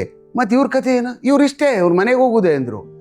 ಇದೆಂತ ಹಣೆ ಬರೇನೆ, ಎಲ್ಲ ಮಾಡ್ಬಿಟ್ಟು ಬಂದು ಇವಾಗ ಹೆಂಗೆ ಕಳಿಸ್ಬಿಡ್ತೀರಿ ನೀವು, ಯಾವಾಗ ಮಾಡಬೇಕಾದದ್ದು ಇದು? ಸರಿ, ಹಂಗೆ ಮಾತುಕತೆ ಮಾಡುವಂಗೆಲ್ಲ ರೋಪ್ ಹಾಕಿದ್ರೆ ಅಲ್ಲೇ ನಿಂತವರೆಲ್ಲ ಘಟಾನ್ಘಟಿಗಳು ಎಲ್ಲ IPSನವರು ತಳ್ಳಿಬಿಡ್ತಾರೆ ಆಚೆ. ನಾವು ಸುಮ್ಮನೆ ಗಪ್ಚಿಪ್ಪಾಗಿದ್ವಿ. ಕೊನೆಗೆ ನೋಡಿ 150 ಜನದಲ್ಲಿ 103 ಜನ ನಾವು ಸೆಲೆಕ್ಷನ್ ಆದ್ವಿ, 47 ಜನ ಕಿತ್ಪಿಸಾಕ್ಬಿಟ್ರು. ಪಾಪ ಅವ್ರು ಎಲ್ಲಿಗೆ ಹೋಗ್ಬೇಕು, ಅಷ್ಟು ವರ್ಷದಿಂದ ಕಾಯ್ಕೊಂಡಿದ್ರು. ನಮಗೂ ಭಾಳ ಬೇಜಾರಾಗ್ಬಿಡ್ತು. ಏನಪ್ಪ ಇಂಥದ್ದು ಇರ್ತದ, ಈಗೆಲ್ಲ ಮಾಡೋಕ್ಕೆ ಸಾಧ್ಯನಾ, ಯಾಕೆ ಮಾಡೋಕ್ಕೆ ಸಾಧ್ಯ, ಯಾಕೆ ಮಾಡಿದ್ರಿ ಇವರು ಹೀಗೆ ಅಂತೇಳಿ ಅದು ಕ್ವಶನ್ ಮೇಲೆ ಕ್ವಶನ್ ಇತ್ತು. ಸದ್ಯ ನಾವು ಆದ್ವಲ್ಲಪ್ಪ ಅಂತ ಪೊಲೀಸ್ ಟ್ರೈನಿಂಗ್ ಕಾಲೇಜ್ಗೆ ಹೋದ್ವಿ. ಅಲ್ಲಿ ಪೊಲೀಸ್ ಟ್ರೈನಿಂಗ್ ಕಾಲೇಜ್ಗೆ ಹೋದರೆ ನಾವು ಮದುವೆ ಆಗದೆ ಇರುವಂಥವ್ರು ಇದ್ದವ್ರೆ 6 ಜನ, ಉಳಿದವರೆಲ್ಲ ಮಕ್ಕಳ ಹೋಗ್ಬಿಟ್ಟು, ಯಾಕೆಂದ್ರೆ ತುಂಬ ದಿವಸ ಆಗ್ಬಿಟ್ಟಿತ್ತು ನೋಡಿ ರಿಕ್ರೂಟ್ಮೆಂಟ್ ಆಗ್ಬಿಟ್ಟು. ಅಲ್ಲಿ ನಾವೆಲ್ಲ ಹೀಗೆ ಗುಂಡ್ರಗವಿಗಳಿದ್ದಂಗೆ ಒಂದಷ್ಟೇ ಜನ ಇದ್ವಿ ನಾವು ಮದುವೆ ಆಗದೆ ಇದ್ದವರು. ನಾವು ಆದರೆ ಎಲ್ಲೂ ಹೋಗ್ತಿರ್ಲಿಲ್ಲ, ಯಾವ ಊರಿಗೂ ಎಲ್ಲೂ ಹೋಗ್ತಿರ್ಲಿಲ್ಲ. ಅಲ್ಲೇ ಮಂಕಿಗಳ ಥರ ಓಡಾಡ್ಕೊಂಡಿದ್ದೋ. ಇವ್ರು ಒಬ್ಬರು ಇರ್ತಿರ್ಲಿಲ್ಲ, ರಜಾ ಬಂದರೆ ಸಾಕು ಫುಲ್ಲು ಖಾಲಿ. ನಾವುಗಳು ಏನೋ ನೀವೆಲ್ಲ ಊರಿಗೆ ಹೋಗಲ್ಲ ಹಾಗೆ ಹೀಗೆ ಅಂತ ಕೇಳೋರು ಬಂದಾದ್ಮೇಲೆ, ನಾವು ಯಾಕೆ ಹೋಗೋದಲ್ಲಿ, ಏನು ಹೊರವ್ರಿಗೆ ಹೋಗೋಣ, ನಮಗೇನು ಕೆಲಸ ಅಲ್ವಾ ಹಾಗೆ ಹೀಗೆ ಅಂತೇಳಿ ನಾವಿದ್ದೋ. It was nice time, beautiful time. ಆವಾಗ ನಮಗಂಥದ್ದು ಅವ್ರ ಜೊತೆಯಲ್ಲಿ ಓಡಾಡೋದು. ಅವ್ರು ವಯಸ್ಸಾಗಿದ್ದವರಿದ್ದರು, 40 ವರ್ಷದವರಿದ್ದರು, ಎಕ್ಸ್ ಮಿಲ್ಟ್ರಿ ಅವ್ರು 45 ವರ್ಷದವರಿದ್ದರು. ನಾವೇ ಒಂದು ವಿತಿನ್ 30 ಇದ್ದವ್ರು ನಾವೇ ಒಂದು 5-7 ಜನ. ಇನ್ನು ಉಳಿದವರೆಲ್ಲ 35, 40, 45 ಈ ಥರ ಹೋಗ್ಬಿಟ್ಟಿತ್ತಲ್ಲ, ಏಜೆಲ್ಲ ಇದಾಗೋಗಿ ಯಾರ ಕೈಲೂ ಹುಡುಕಾಗಲ್ಲ, ಯಾರ ಕೈಲೂ ಪೆರೇಡ್ ಮಾಡೋಕ್ಕಾಗಲ್ಲ, ಗನ್ ಹಿಡ್ಕೋಕ್ಕಾಗಲ್ಲ, ಯಾರ ಕೈಲೂ ಹಿಂಗೆ ರಪ್ಪ ಅಂತ ಬಿಟ್ಬಿಡ್ತಾರೆ. ಮಜಾ ಅಂದರೆ ಮಜಾ ಅಲ್ಲಿ ನಮಗೆ. ನಾವುಗಳಂತೂ ಸಖತ್ತು. ಯಾಕೆಂದರೆ ಸ್ವಲ್ಪ ಒಂಚೂರು ನಾವು ಗಟ್ಟಿಯಾಗಿದ್ವಿ, ಟಫ್ ಇದ್ವಿ. ಆಮೇಲೆ ಆಗೋ ಮುಗಿಸ್ಕೊಂಡು ಒಂಥರ training is very typical and also it is also very difficult. ಅದು ಚೆನ್ನಾಗಿರ್ತದೆ. ಅದೆಲ್ಲ ಮುಗಿಸ್ಕೊಂಡು ಅದು that is A golden memories ನಮ್ಗೆ ಖಂಡಿತವಾಗ್ಲೂ. ಅದು ನಾವು ಅವತ್ತೊಂದು ದಿವಸ ಯಪ್ಪ ಒಂದು ವರ್ಷ ಇರೋದಾ ಅಂತ ಅನ್ನಿಸ್ತು. ಬಟ್ ಆ ಒಂದು ವರ್ಷ 100 years ಇದ್ದಂಗೆ. ಯಾವುದೇ ಒಂದು ಟ್ರೈನಿಂಗ್ ಅಂತ ಹೋದರೆ ಯಾವುದೇ ಒಬ್ಬ ಮನುಷ್ಯನಿಗೆ ಆ ಗುಂಪಿದೆ ನೋಡಿ, ಆ ಎಲ್ಲ ಮರೆತುಬಿಟ್ಟು ಅದ್ರೊಳಗಡೆ ಇರ್ತೀವಿ ನೋಡಿ. ಇಟ್ ಈಸ್ ನನ್ನ ಲೆಕ್ಕದಲ್ಲಿ ಜೀವನದಲ್ಲಿ ಅಂಥದ್ದು ಯಾವತ್ತೂ ಸಿಗೋದಿಲ್ಲ ಯಾರಿಗೇ ಆಗಲಿ. ಈ ಮಕ್ಕಳುಗಳು ಎಲ್ಲೋ ಕಾಲೇಜಲ್ಲಿ ಹಾಸ್ಟೆಲಲ್ಲಿ ಓದ್ತಾ ಇರ್ತಾರೆ. ಅವತ್ತೊಂದು ದಿವಸ ಅವ್ರಿಗೆ ಸಿಕ್ಕಾಬಟ್ಟೆ 4 ವರ್ಷನೋ 5 ವರ್ಷನೋ, ಈಗ ಮೆಡಿಕಲ್ಗೆ ಹೋದರೆ ಎಲ್ಲೋ ಒಂದು ಕಡೆ 5 ವರ್ಷ ಇರಬೇಕು, ಇನ್ನೆಲ್ಲೋ ಒಂದು ಕಡೆ ಕಾಲೇಜ್ಗೆ ಹೋದರೆ ಒಂದು 4 ವರ್ಷ ಇರಬೇಕು. ಭಾಳ ಅವ್ರು ಕೇಜಲ್ಲಿ ಆಗ್ತಂಗೆ ಇರ್ತದೆ. But after came out from the premises, after ತುಂಬ ದಿವಸ ಕಳೆದಾದ್ಮೇಲೆ, ಅವರ ಸ್ವಂತ ಜೀವನಕ್ಕೆ ಇಳಿದಾದ್ಮೇಲೆ, ಐ ಥಿಂಕ್ ದಟ್ ಈಸ್ ಅವ್ರನ್ನ ಯಾವಾಗೂ ಕಾಡುವಂಥದ್ದು, ಯಾವಾಗಲೂ ಮೆಮೊರಬಲ್ ಡೇಸ್ ಅಷ್ಟು ಮಾತ್ರ ಇರ್ತದೆ. ಇನ್ಯಾವುದು ಜೀವನದಲ್ಲಿ ಮನುಷ್ಯರಿಗೆ ಇನ್ಯಾವುದು ಒಳ್ಳೆಯದು ಯಾವುದಾದ್ರೂ ಜೀವನ ಮಾಡಿದ್ದೀವಿ ಅಂದರೆ ಅದೊಂದೇ ಆಗಿರುತ್ತೆ. ಯಾಕೆಂದರೆ ಏನೂ ಇಟ್ಕೊಂಡಿರಲ್ಲ ತಲೆಯಲ್ಲಿ ನೋಡಿ, ಏನೂ ಕ್ಯಾರಿನೇ ಮಾಡಿರೋದಿಲ್ಲ. ಆ ಕಾರಣಕ್ಕೋಸ್ಕರನೇ ಅದಂತೂ ಒಂದು ಪ್ರಿಂಟ್ ಮಾಡ್ಬೋದು ಪುಸ್ತಕನ, ಅವ್ರದ್ದು ಅನುಭವಗಳದ್ದು. ಆ ಮಟ್ಟಕ್ಕೆ ಎಲ್ಲ ಮನುಷ್ಯರುಗಳಿಗೂ ಅದು ಆ ಥರದ್ದು ಒಂದು ಅನುಭವಗಳು ಇರ್ತದೆ. ಈಗ ಮುಗಿಸ್ಕೊಂಡು ನಾವೆಲ್ಲ ವಾಪಸ್ ಬಂದ್ವಿ. ಎಲ್ಲಿ ನಮ್ಮನ್ನೆಲ್ಲ ಏನು ಮಾಡಿದ್ರು, ಅಚಾನಕ್ಕಾಗಿ ತೆಗೆದು ಬೆಂಗಳೂರು ಸಿಟಿಗೆ ಹಾಕ್ಬಿಟ್ರು. ಬೆಂಗಳೂರು ಸಿಟಿಗೆ ಹಾಕಿದ ತಕ್ಷಣವೇ ಎಲ್ಲಿ ಪ್ರೊಬೇಷನರು ನಮ್ಮನ್ನೆಲ್ಲ ತೆಗೆದು ಔಟ್ಸ್ಕರ್ಟ್ಸ್ಗೆ ಹಾಕಿದ್ರು. ಸರಿ ಆಯಿತು. ನನಗೆ ಮಹದೇವಪುರ ಪೊಲೀಸ್ ಸ್ಟೇಷನ್ ಅಂತ ಹೋಯಿತು. ಅಲ್ಲೇ ಪ್ರೊಬೇಷನರಿಯಾಗಿ ಅಲ್ಲೇ 1 ವರ್ಷ ಇದ್ದೆ. ಅಲ್ಲೆಲ್ಲ ನೋಡಿದೆ ಪ್ರೊಬೇಷನರಿ ಇಲ್ಲಿದೆ ಹೇಗೆ ಏನು ಕತೆ. ಅಂದರೆ ನಾನೊಂದು ಸ್ವಲ್ಪ ಒಂಚೂರು ಲಾ ಬ್ಯಾಕ್ಗ್ರೌಂಡು ಮತ್ತು ಈ ಥರದ್ದೆಲ್ಲ ನನ್ನ ಕಾನೂನು ಮತ್ತು ಸಿವಿಲ್ ಮತ್ತು ಕ್ರಿಮಿನಲ್ ಮಧ್ಯೆ ಇರ್ತಕ್ಕಂಥ ವ್ಯತ್ಯಾಸಗಳು ಇದೆಲ್ಲ ನನಗೆ ಗೊತ್ತಿತ್ತು. ಇದನ್ನು ಹೇಗೆ ನಿರ್ವಹಣೆ ಮಾಡಬೇಕು ಪೊಲೀಸ್ ಅನ್ನುವಂಥದ್ದನ್ನ ನಾನು ತುಂಬ ಚೆನ್ನಾಗೂ ತಿಳ್ಕೊಂಡಿದ್ದೆ. ಎಷ್ಟು ಟಫ್ ಆಗಿರಬೇಕು ಕ್ರಿಮಿನಲ್ಗಳ ಜೊತೆ ಅಂತ ಅನ್ನುವಂಥದ್ದು ಸ್ವಲ್ಪ ಆಗಲೇ ಬೇಸಿಕ್ಸ್ ನನಗೆಲ್ಲ ಆವಾಗಲೇ ನನಗೆ ರೂಢಿಸ್ಕೊಂಡಿದ್ದೆ. ಅದಾದಮೇಲೆ ಏನಾದರೂ ಕೆಂಪಯ್ಯ ಸಾಹೇಬರಿದ್ದರು, ನಮ್ಮ IPS ಅವರು ಅವಾಗ ನಮ್ಮ DCP ಅವ್ರೇನು ಮಾಡಿದ್ರು, ಅಲ್ಲಿ ತುಂಬ ಸಿಕ್ಕಾಪಟ್ಟೆ ಫ್ಯಾಕ್ಟ್ರಿ ಸ್ಟ್ರೈಕ್ಗಳು, ಡಕಾಯ್ತಿಗಳು ಮತ್ತು ಕಳ್ಳಬಟ್ಟಿಗಳು ಭಾಳ ದಂಧದಪ್ಪ, ನಿನ್ನನ್ನೇ ಅಲ್ಲಿ ಹಾಕ್ತೀನಿ, ಅವ್ರನ್ನ ಬೇರೆಯವ್ರನ್ನ ಇದು ಮಾಡ್ತೀನಿ, ನೀನು ರೆಗ್ಯುಲರ್ ಸರ್ವಿಸ್ ಹಾಗೆ ಅವರೇ ಪೋಸ್ಟಿಂಗ್ ಕೊಟ್ಬಿಟ್ರು ನನಗೆ ಸಾಹೇಬರು ಅಲ್ಲೇ. ಆವಾಗ ಆ ಥರ ಇತ್ತು. ಅವ್ರಿಗೆ DCPಗಳು ಅಂತಂದರೆ ಅವರೇ ಪೋಸ್ಟಿಂಗ್ ಕೊಡುವಂಥದ್ದಿತ್ತು. ಯಾರೂ ಇಂಟರ್ವ್ಯೂನೇ ಆಗ್ತಾ ಇರಲಿಲ್ಲ, ಯಾರು ಪೊಲಿಟಿಕಲ್ ಪಾರ್ಟಿಗಳು ಅವರು ಇವರು ಎಲ್ಲ ಯಾರೂ. ಅವ್ರು ಯಾರು ಬೇಕೋ ಟಫ್ ಅನ್ನಿಸ್ತಾರೋ, ಯಾರು ಈ ಜಾಗಕ್ಕೆ ಇವ್ರು ಬೇಕೋ ಅವರೇ ತೆಗೆದು ಹಾಕುವಂಥ ಅದೇ ಅದ್ರಲ್ಲಿ ಕೆಂಪಯ್ಯ ಸಾಹೇಬರು ನಂಬರ್ 1. ಅವರು ಈಸ್ಟ್ ಇದ್ದರು. ಆಗ 2 DCP, ಈಸ್ಟ್ ಆ್ಯಂಡ್ ವೆಸ್ಟ್ ಅಂತ. ನಾವೆಲ್ಲ ಈಸ್ಟ್ ಭಾಗಕ್ಕೆ ಬಂದುಬಿಡ್ತಿದ್ವಿ. ಆವಾಗ ನಾನು ಅಲ್ಲಿ ಚಾಲೆಂಜಸ್ ಬಂದು ತುಂಬ ಚೆನ್ನಾಗಿರ್ತಕ್ಕಂಥ ಫ್ಯಾಕ್ಟ್ರಿಗಳಿಗೆ ಸಂಬಂಧಪಟ್ಟಂಥ ದೊಡ್ಡ ದೊಡ್ಡ ಸ್ಟ್ರೈಕ್ಗಳದು ಐ ಮ್ಯಾನೇಜ್ಡ್. ಅದು ತುಂಬ ಚೆನ್ನಾಗಿ ನಾನು ಮ್ಯಾನೇಜ್ ಮಾಡಿದೆ. ಮತ್ತು ಹಲವಾರು ಫ್ಯಾಕ್ಟ್ರಿಗಳಲ್ಲಿ ಎಲೆಕ್ಷನ್ಗಳೇ ಮಾಡಿರಲಿಲ್ಲ. ತುಂಬ 5,000, 2,000, 3,000 ಜನಗಳಿದ್ದಂತ ಅಲ್ಲೆಲ್ಲ ಓಲ್ಡ್ ಮಾಡಿಬಿಡ್ತಾರೆ, ಎದುರಿಸ್ಕೊಂಡು ಇಟ್ಕೊಬಿಡ್ತಾರೆ. ಯೂನಿಯನ್ ಎಲೆಕ್ಷನ್ಗಳು ಮಾಡಲ್ಲ. ಮತ್ತು ಅವ್ರ ಸವಲತ್ತುಗಳು ಕೇಳೋಕೆ ಹೋದರೆ ಅವ್ರನ್ನ ಅಟ್ಯಾಕ್ ಮಾಡ್ತಾರೆ, ಮತ್ತು ಆಚೆ ತೆಗೆದಾಕ್ಬಿಡ್ತಾರೆ. ಕೇರೆ ಮಾಡಲ್ಲ.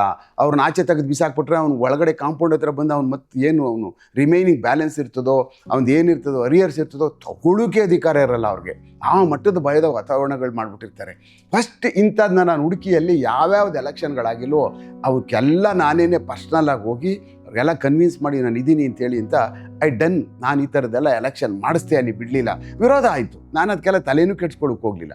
Because I want to release them with ಆ ಥರ ಒಂದು ಏನು ವಾತಾವರಣ ಇತ್ತಲ್ಲ ಅದನ್ನೆಲ್ಲ ತೆಗೆದಾಕಬೇಕು ಅನ್ನುವಂಥದ್ದು ನನಗೆ ಭಾಳ ಚಾಲೆಂಜಸ್ ಇತ್ತು. ಅದನ್ನು ಮುಗಿಸ್ದೆ. ಆ ಸಮಯದಲ್ಲೇ ಮುಗಿತಾ ಇರಬೇಕಾದಾಗಲೇ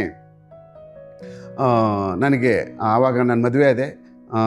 ಮದುವೆ ಆದಮೇಲೆ ಅಲ್ಲೇ ಅದಾದ ತಕ್ಷಣವೇ ಒಂದು 4 ವರ್ಷ ಆಗಿತ್ತು. ಅಲ್ಲಿಂದ ವಾಪಸ್ಸು ನಾನು ನನ್ನ ಒಂದು ಏನು ಇದ್ರ ಜೀವನ, ಮ್ಯಾರಿಟಲ್ ಮದುವೆ ಜೀವನ ಅಂತ ಏನಿರ್ತದೋ ಅದಕ್ಕೆ ಪೊಲೀಸು ಮತ್ತು ಅದನ್ನು ನಾನು ಜೋಡಣೆ ಮಾಡ್ಕೋಬೇಕಾಯಿತು. ಅದು ನನಗೆ ಆ ಒಂದು ಏನು ಮಹದೇವಪುರ ಪೊಲೀಸ್ ಸ್ಟೇಷನ್ ಏನಿತ್ತು, that is a beautiful experience and I learned so many things ಅಲ್ಲಿ.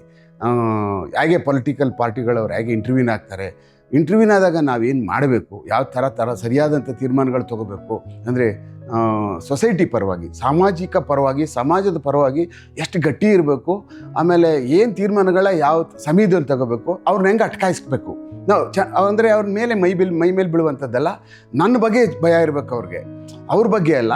ನಾವು ಏನಾದ್ರೂ ಅಕಸ್ಮಾತ್ ಏನಾದರೂ ಅವ್ರಿಗೆ ಬೇಕಾದದ್ದು ನಡೆಸ್ಕೊಳ್ಳೋಕೆ ಏನಾದರೂ ಅವ್ರು ಏನಾದರೂ ಸೈಕಲ್ ಪೆಡಲ್ ಹೊಡೆದ್ರೆ ಆ ಪೆಡಲ್ನ ಕಿತ್ತಾಕುವಂಥ ಶಕ್ತಿ ನಾವು ಹೆಂಗೆ ಬೆಳೆಸ್ಕೋಬೇಕು ಅನ್ನೋದು ತುಂಬ ಚೆನ್ನಾಗಿ ನಾನು ಅಲ್ಲೇ ಕಲ್ತ್ಕೊಂಡೆ.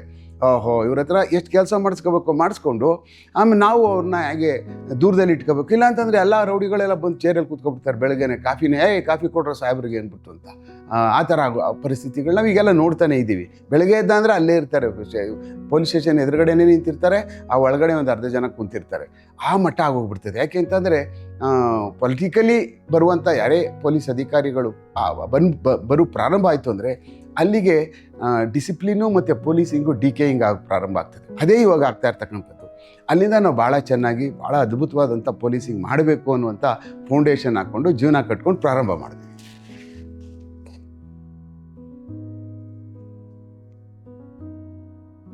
ಗಿಫ್ಟ್ ಓಪನ್ ಮಾಡುವಂಥದ್ದು ಸ್ವಲ್ಪ ಬಿಚ್ಬಿಡ್ತೀನಿ ಬಿಡಿ, ಗಟ್ಟಿಯಾಗಿ ಹಾಕಿಲ್ಲ, ನೀವು ಆಗಿರೋ ಬಿಚ್ಚಬೇಕು ಅಂತ ನಿಮ್ಗೆ ಗೊತ್ತಿರ್ತದಲ್ಲ ಅದಕ್ಕೆ.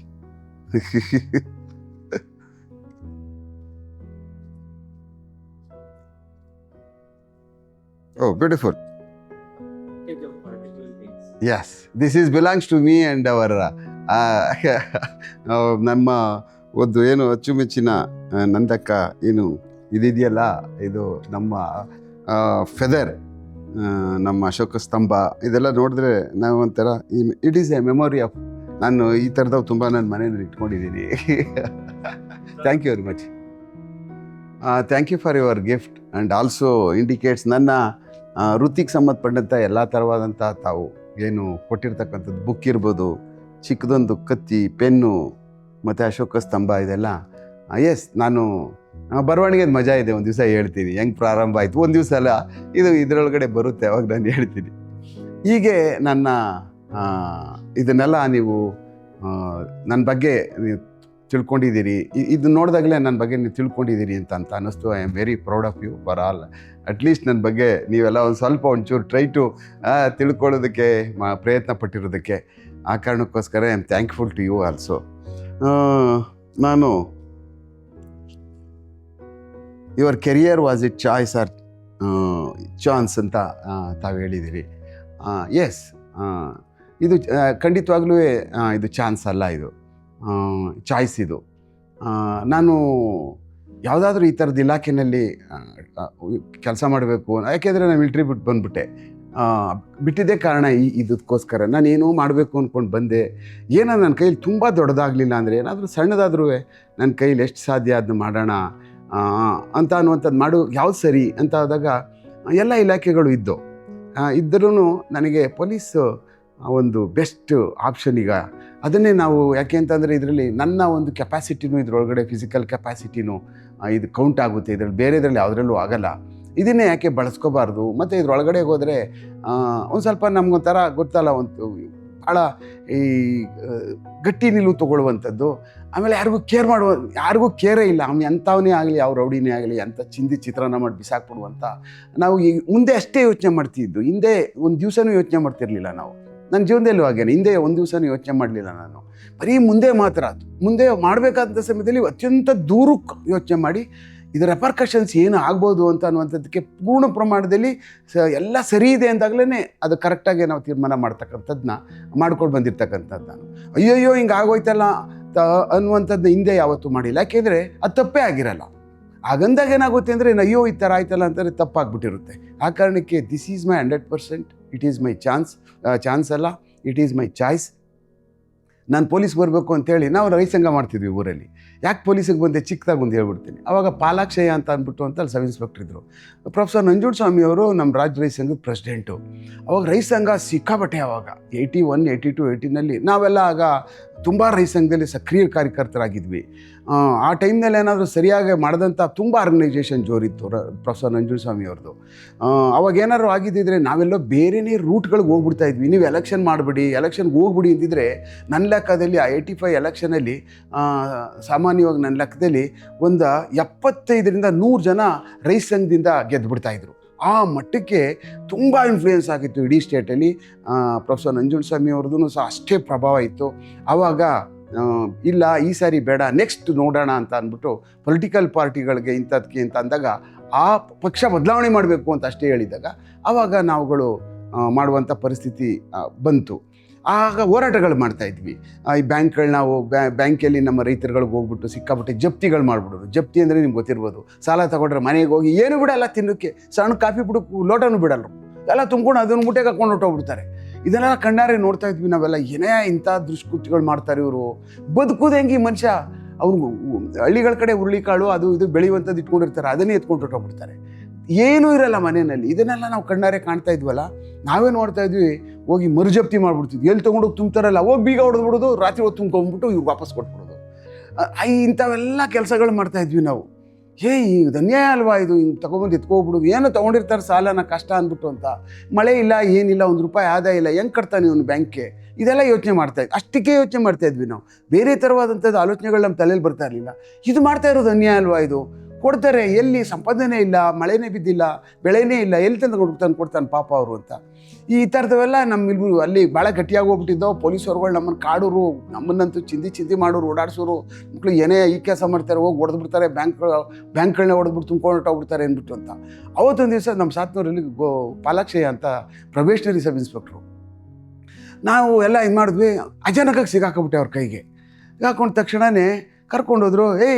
ನೀನು ಭಾಳ ಜಾಸ್ತಿ ಆಗೋಯ್ತು, ಹಾಗೆ ಹೀಗೆ, ನೀನೇನು ದೊಡ್ಡ ಲಾಡು ಇವನು ಅನ್ಕೊಬಿಟ್ಟ, ಏನು ಹೋಗಿ ಬ್ಯಾಂಕ್ಗಳಿಗೆ ಎಲ್ಲ ಹೊಡೆದ್ಬಿಟ್ಟೆಲ್ಲ ವಾಪಸ್ ಎಲ್ಲ ತೊಗೊಂಡೋಗಿ ಕೊಡ್ತಾ ಇದ್ದೀರಂತೆ, ಎಲ್ಲರೂ ಯಾರನ್ನೂ ಬಿಡೋದಿಲ್ಲ, ಯಾರ್ಯಾರು ಇದ್ರೆ ಹೇಳಿ ಅಂತೇಳಿ ಪಟ್ಟಿ ಮುಟ್ಕೋಗಿ ಶುರು ಮಾಡಿದ್ರು. ಹೇಳು, ಇವನ್ನೆಲ್ಲ ಹಿಡ್ಕೊಂಡು ಕರ್ಕೊಬರ್ಬೇಕು, ಯಾರ್ಯಾರು ಅವರೆಲ್ಲ ನಮ್ಗೆ ಗೊತ್ತಿದೆ, ನೀನೇ ಹೇಳು ಎಲ್ಲನೂ ಅಂದ್ಬಿಟ್ಟು ಅಂತ. ನನಗೆ ಯಾರೂ ಗೊತ್ತಿಲ್ಲ, ನೀವೇನಾರು ಜೈಲಿಗೆ ಕಳಿಸಿದ್ರೆ ನಾನು ಒಬ್ಬನ ಕಳಿಸಿ, ಅವೆಲ್ಲ ಒಬ್ಬರು ಇಲ್ಲ, ನಾನು ಒಬ್ಬನೇ ಹೊಡೆದಿರೋದು, ಕೊಟ್ಟಿರೋದು ನಾನು ಒಬ್ಬನೇ. ಹಾಗೆ ಒಂಥರ ಮಂಡಾಟಗಳು ಮಾಡೋದು. ರಪ್ಪ ತಗೊಂಡ್ಬಿಟ್ರು ಒಂದು ಏಟ್ನ. ಅರೆ ಪೊಲೀಸ್ಗೆ ಇಷ್ಟೊಂದು ಪವರ್ ಇದೆ, ಏಟು ಹೊಡಿಯೋಷ್ಟು ಅಂತ ಗೊತ್ತಾಗಿದ್ದೆ ಅವತ್ತು. ಓಹೋ, ಇದು ಒಳ್ಳೆ ಸರಿಯಾದ ಕೆಲಸ ಕಣೋ ಇದು ಬಿಡು ಬೇಡ ಅಂತ ಹೇಳ್ಬಿಟ್ಟು ಐ ಥಿಂಕ್ ನನ್ನ ಲೆಕ್ಕದಲ್ಲಿ ಆ ಏಟೇ ಪೊಲೀಸಿಗೆ ಸೇರಬೇಕು ಅನ್ನೋ ಸ್ಪಾರ್ಕ್ ಆಯ್ತು ಅವತ್ತು. ಅಲ್ಲಿಂದನೇ ಪ್ರಾರಂಭ ಮಾಡಿದೆ. ಓಹೋ, ಇದು ಸರಿಯಾದ ಕೆಲಸನೇ ಇದು. ನೋಡಿ, ಇದು ಒಂಥರ ಕರೆಕ್ಟ್ ಕೆಲಸನೇ ಮಾಡ್ತಾವನು ಅವನು. ತಪ್ಪು ಅವ್ರು ಮಾಡ್ತಾ ಇರೋದು ತಪ್ಪು ಅಲ್ಲ, ಅದು ಅವ್ರ ಕೆಲಸ ಮಾಡ್ತಾವ್ರೆ, ಕರೆಕ್ಟ್ ಇದು ತಾಳು ಅಂತೇಳಿ. ಆದಮೇಲೆ ನನಗೆ ನಾವಾಗ ಡಿಗ್ರಿ ಆಗಿತ್ತು ನಂದು. ಬಿಡೋದು ಬೇಡ ಇದನ್ನು ಅಂಥೇಳಿ ಬೆನ್ನಿಗೆ ಬಿದ್ದೆ ಖಂಡಿತವಾಗ್ಲೂ. ಹೆಂಗಾಗೋದಿದು, ಯಾವ ಥರ, ಎಲ್ಲಿ ಇದು ರಿಕ್ರೂಟ್ಮೆಂಟ್ ಹೇಗಾಗುತ್ತೆ, ಇದೆಲ್ಲಿ ಜಾಗ ಯಾವುದಿದು, ಸೆಲೆಕ್ಷನ್ ಪ್ರೊಸೀಜರ್ ಹೇಗೆ ಅಂತ ಸ್ವಲ್ಪ ಡಿಗ್ ಮಾಡ್ಕೊಂಡು ಬೆಂಗಳೂರು ಓಡಾಡೋದು ಇದೆಲ್ಲ ಅಂತ. ನಾವು ಮಟ್ಟಕ್ಕಿದ್ದೋ ಎಜುಕೇಷ್ನಲ್ಲಿ ಅಂತ ಅಂದರೆ ನಿಮ್ಗೊಂದು ಚಿಕ್ಕದೊಂದು ಎಕ್ಸಾಂಪಲ್ ಹೇಳ್ಬಿಡ್ತೀನಿ. ನಮಗೊಂದು ಪಾಠ ಇತ್ತು, DS ಕರ್ಕಿಯವ್ರು ಬರೆದಿದ್ರು. ಯಾವುದು? ಅಚ್ಚೇವು ಕನ್ನಡದ ದೀಪ, ಸಿರಿನುಡಿಯ ದೀಪ, ಇವೆಲ್ಲ ಗೊತ್ತಲ್ಲ ನಿಮಗೆಲ್ಲ ಹೇಳ್ತಿದ್ವಿ ನಾವೆಲ್ಲ. ಅದರ ಅರ್ಥ ಚೆನ್ನಾಗಿ ಕಂಠಪಾಠ ಮಾಡ್ಕೋತಿದ್ವಿ, ಹೇಳ್ತಿದ್ವಿ. ಬಟ್ ಅದರ ಅರ್ಥವೇ ಗೊತ್ತಿರಲಿಲ್ಲ ನಮಗೆಲ್ಲ.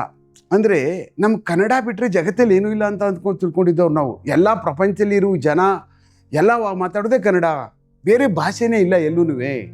ಇದು ಮಧ್ಯೆ ಬಂದು ನಮಗೆ ತುರ್ಕ್ಬಿಟ್ಟಿದ್ರು ನೋಡಿ, ತೊಗೊಂಡು ಬಂದು ಹಿಂದಿನ ಅಂತ 6ನೇ ಕ್ಲಾಸಲ್ಲಿ ಯಾರೋ ಮುಸ್ಲಿಮರು ಪಾಪ ಅಲ್ಲಿ ಸಾಬ್ರುಗಳು ಬರೋರು, ಅದು ಇದು ಸಣ್ಣ ಪುಟ್ಟ ಕರ್ಮೀನಂತೆ, ಮೀನು, ಮೊಟ್ಟೆ, ಆಮೇಲೆ ರೇಷ್ಮೆ ಗೂಡು ಇವೆಲ್ಲ ವ್ಯಾಪಾರಕ್ಕೆ ಬಂದಾಗ ಅವರೇನೋ ಭಾಷೆ ಮಾತಾಡೋರು. ಆ ಭಾಷೆ ಇದು, ಯಾಕೆಂದ್ರೆ ನಾವು ಅದೊಂದು ಭಾಷೆ ಬರೀ ಇವ್ರಿಗಷ್ಟೇ ಕಲಿಬೇಕಾ ನಾವು? ಅದ್ಯಾಕೆ ನಾವು ಕಲಿಬೇಕು ಅವ್ರಿಗೋಸ್ಕರ? ಅದೆಲ್ಲ ನಮ್ಮ ತಲೆಯಲ್ಲಿ ಉಳ್ಕೊಂಡಿತ್ತು. ಅದಾದಮೇಲೆ ಇಂಗ್ಲೀಷ್ ಬೇರೆ ಬಂತಲ್ಲ, ಇದು ಯಾರು ಮಾತಾಡ್ತಾರೆ ಇದನ್ನ? ಎಲ್ಲಿಗೆ ಹೋಗೋದು ಇದನ್ನ ಕಲ್ತ್ಕೊಂಡು ನಾವು ಅನ್ನುವಂಥದ್ದೇ ನಮ್ಮ ಆ ಮಟ್ಟಕ್ಕೆ. ಯಾಕೆಂದರೆ ನಮ್ಗೆ ಬೇರೆ ಜಗತ್ತೇ ಗೊತ್ತಿಲ್ವಲ್ಲ, ಬೇರೆ ಭಾಷೆನೇ ಗೊತ್ತಿಲ್ಲ. ತೆಲುಗದೆ ಅಂತ ಗೊತ್ತಿಲ್ಲ, ತಮಿಳದೆ ಅಂತ ಗೊತ್ತಿಲ್ಲ, ಯಾವ ಭಾಷಾ ಇದೂ ಗೊತ್ತಿಲ್ಲ ನಮಗೆ. ಆ ಥರ ಬಂದಾದಮೇಲೆ ಬೆಂಗಳೂರಿಗೆ ಗೊತ್ತಾಯಿತು ನಮಗೆ, ಅಚ್ಚೇವ ಕನ್ನಡದ ದೀಪ ಅಂದರೆ ಅಪ್ಪ ಇಲ್ಲಿ ಇಷ್ಟೊಂದು ಭಾಷೆ ಇವ ಕಣಯ್ಯ, ತಿಂದಾಕ್ಬಿಡ್ತಾರೆ ಕನ್ನಡ ಎಲ್ಲನೂ. ಅದಕ್ಕೆ ನಾವು ದೀಪ ಹಚ್ಚಬೇಕು ಕನ್ನಡದ್ದು. ಅದಕ್ಕೆ ಬರೆದವ್ರೆ DS ಕರ್ಕಿಯವರು 1939 ಕಣೆಯ. ಗೊತ್ತಾಗಿದ್ದು ಲೆಕ್ಕ ಹಾಕೊಳ್ಳಿ, ಎಟ್ ದ ಟೈಮಲ್ಲಿ ನಮಗೆ 30ನೇ ವರ್ಷ, ಹೆಚ್ಚು ಕಡೆ 24, 22ನೇ, 23ನೇ ವರ್ಷಕ್ಕೆ ಗೊತ್ತಾಗಿದ್ದಿದ್ದು. ಅಲ್ಲಿವರೆಗೂ ಗೊತ್ತಿರಲಿಲ್ಲ. ಅಂದರೆ ಆ ಮಟ್ಟಕ್ಕೆ ನಾವು ನಮಗೇನು ತಿಳುವಳಿಕೆ ಶಕ್ತಿಗಳು ಅಷ್ಟೇ ಇದ್ದಿದ್ದು. But target is very strong ನಮ್ಮದು.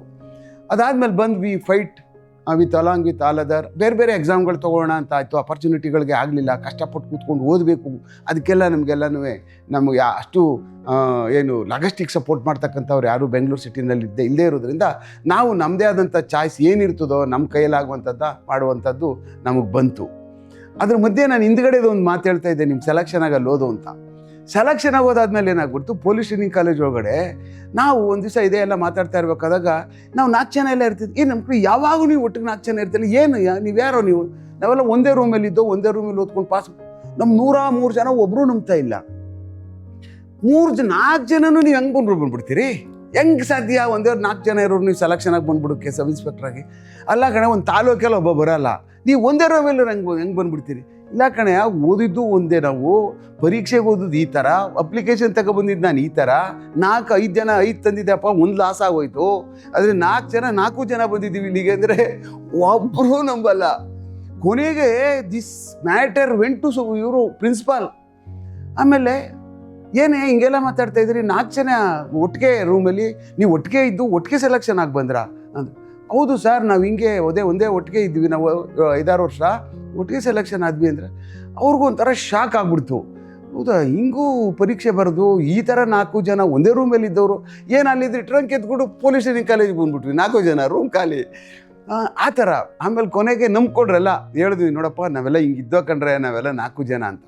ಅಂದರೆ ಮೋಟೋ ಇಸ್ ಇಂಪಾರ್ಟೆಂಟ್. ನಾವೇನು ಮಾಡಬೇಕು ಅನ್ನುವಂಥದ್ದು ಗುರಿ ಕರೆಕ್ಟಾಗಿತ್ತು ಅಂದರೆ 4 ಜನದ್ದು ಒಂದೇ ಒಂದು ಗುರಿ ಇದ್ದದ್ರಿಂದ ನಾವೆಲ್ಲ 4 ಜನ ಬರೋಕ್ಕೆ ಸಾಧ್ಯ ಆಯಿತು. ಇಲ್ಲ ಅಂದರೆ ಬರೋಕ್ಕೆ ಸಾಧ್ಯ ಆಗ್ತಾ ಇರಲಿಲ್ಲ. ಜಸ್ಟ್ ಇದೊಂದು ರಿಮೆಂಬರೆನ್ಸ್ ಕೇಳಿದೆ. ಅದಾದಮೇಲೆ ಏನಾಯಿತು, ನನಗೆ ಅದೇ ಈ ಸಬ್ಜೆಕ್ಟಿಗೆ ಸಂಬಂಧಪಟ್ಟಂಗೆ ಚಾನ್ಸ್ ಅಂತ ಅಲ್ಲ, ಕೆರಿಯರ್ ಅಂತ ಮಾಡ್ಕೊಳ್ಳುವಂಥದ್ದು, ನಾನು ಅದನ್ನು ಸೆಲೆಕ್ಷನ್ ಅಂತ ಮಾಡ್ಕೊಂಡದ್ದು ಇದೇ ಕಾರಣಕ್ಕೋಸ್ಕರನೇ.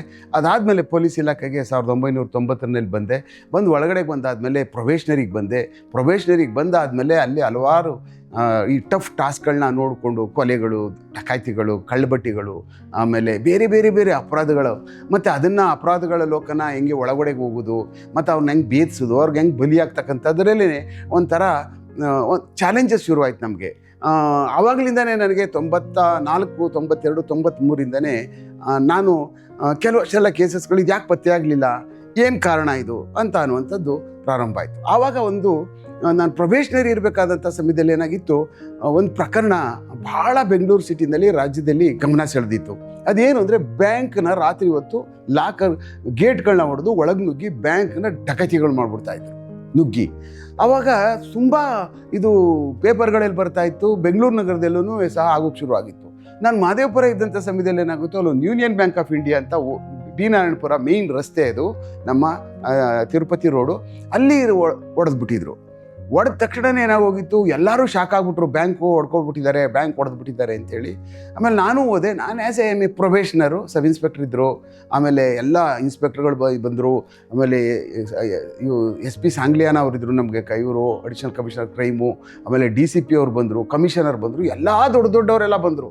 ನನಗೆ ಅವಾಗ ಏನು ಇದೊಂಥರ ಈ ಥರ ಅಪರಾಧ ಆಗ್ಬಿಟ್ರೆ ಇಷ್ಟು ದೊಡ್ಡವರೆಲ್ಲ ಬರ್ತಾರಲ್ಲ, ಏನಾಗೈತೆ, ಬ್ಯಾಂಕ್ ಅವ್ನು ನೋಡ್ದಿದ್ದಾನಲ್ಲ, ಈ ಬ್ಯಾಂಕ್ದು ಹೆಂಗೆ ಇದನ್ನು ಇದನ್ನು ಇಷ್ಟು ದೊಡ್ಡದಾಗಿ ಇವ್ರು ತಗೋತಾ ಇದ್ದಾರಲ್ಲ ಅಂದಾಗ, ಆಮೇಲೆ ನಮಗೆ ನಿಧಾನಕ್ಕೆ ಗೊತ್ತಾಯಿತು, ಓಹೋ, ಇಂಥ ಅಪರಾಧಗಳು ಭಾಳ ಸರ್ಕಾರದ ಮತ್ತು ರಾಜ್ಯದ ಗಮನ ಸೆಳೀತವೆ, ಮತ್ತು ಸೊಸೈಟಿದ ಭಾಳ ಅತ್ಯಂತ ಹೆಚ್ಚಿನ ಗಮನ ಸೆಳೀತವೆ ಅಂತೇಳಿ ಅವಾಗ ಗೊತ್ತಾಯಿತು.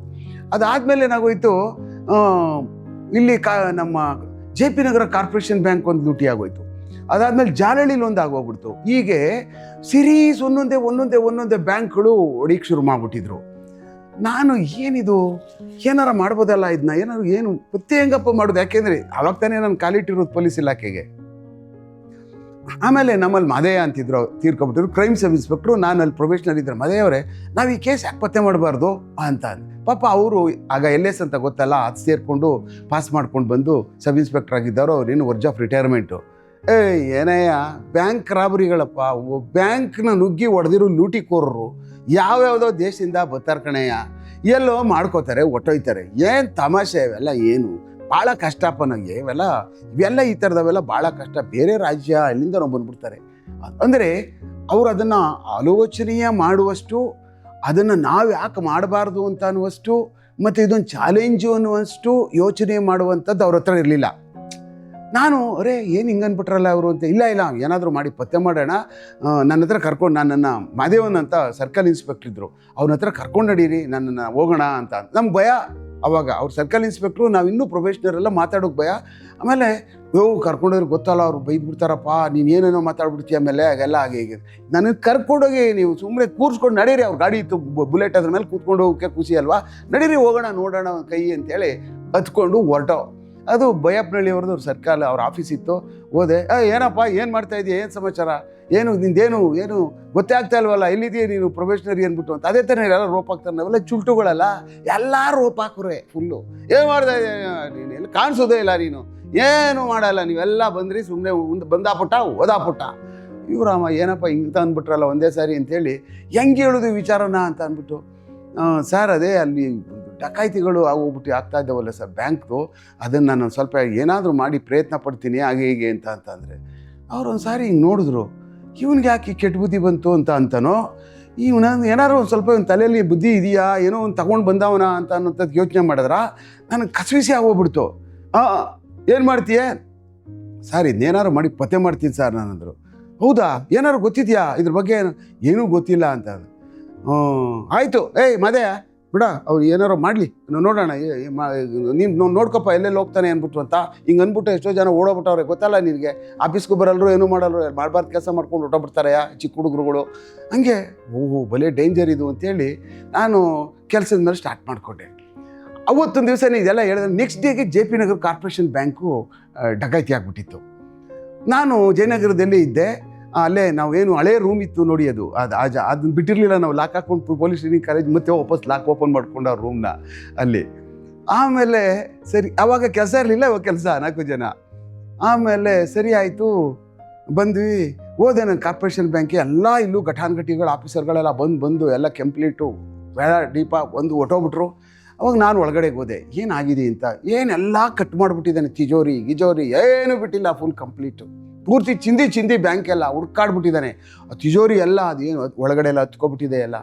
ನಾನೆಲ್ಲ ನೋಡಿದೆ, ಏನು ಹೆಂಗೆ ಮಾಡೋದೀಗ, ಇಲ್ಲಿ ಒಳಗಡೆ ಏನಿದೆ ತಾಳು ಅಂತೇಳಿ ಎಲ್ಲ ಒಂದು ಕಡೆಯಿಂದನೂ ಪ್ರತಿಯೊಂದೂ ನೋಡ್ಕೊಬರೋಣ ಅಂಥೇಳಿ ಅಂತ. ಅಷ್ಟೊಂದು ಕಾಲಿಗೆ ಡಾಕ್ಸ್ ಕಾರ್ಡ್ ಬಂದು ಹೋಗ್ತಾ ಇತ್ತು, ಫಿಂಗರ್ ಪ್ರಿಂಟು ಬಂದು ಅವ್ರು ಸರ್ಚ್ ಮಾಡ್ತಾಯಿದ್ರು ಒಂದು ಕಡೆ, ಏನೇನೆಲ್ಲ ಬೇರೆ ಬೇರೆದೆಲ್ಲ ಪ್ರಕ್ರಿಯೆ ನಡೀತಾ ಇತ್ತು.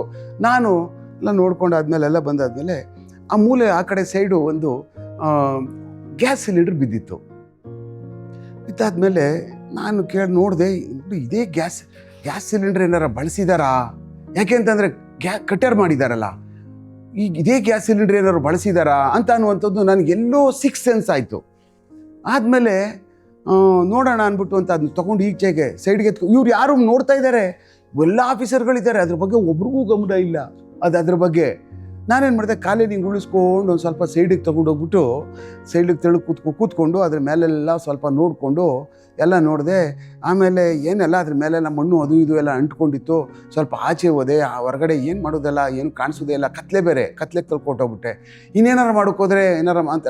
ಆಮೇಲೆ ಆಚೆ ಹೋಗ್ಬಿಟ್ಟು ಹೊರಗಡೆ ಒಂದು ಬಟ್ಟೆ ರೆಡಿ ಮಾಡಿಕೊಂಡು ಸ್ವಲ್ಪ ನೀರು ಹಾಕ್ಕೊಂಡು ಎಲ್ಲ ಒಂಚೂರು ನೋಡಿಕೊಂಡು ಗ್ಯಾಸ್ ಸಿಲಿಂಡರ್ ನೋಡಿಕೊಂಡು ಅದ್ರ ಮೇಲೆ ನಂಬರ್ ಬರೆದಿತ್ತು, ಗ್ಯಾಸ್ ಸಿಲಿಂಡ್ರ್ ಮೇಲೆ ಅದು ನಂಬರ್ ಬರ್ಕೊಂಡು ಹಾಗೆ ಅದೇ ಜಾಗ ಇತ್ತಲ್ಲ, ಅದು ನಾನು ಕಳ್ತನ ಮಾಡಿದ್ದಿದ್ನ.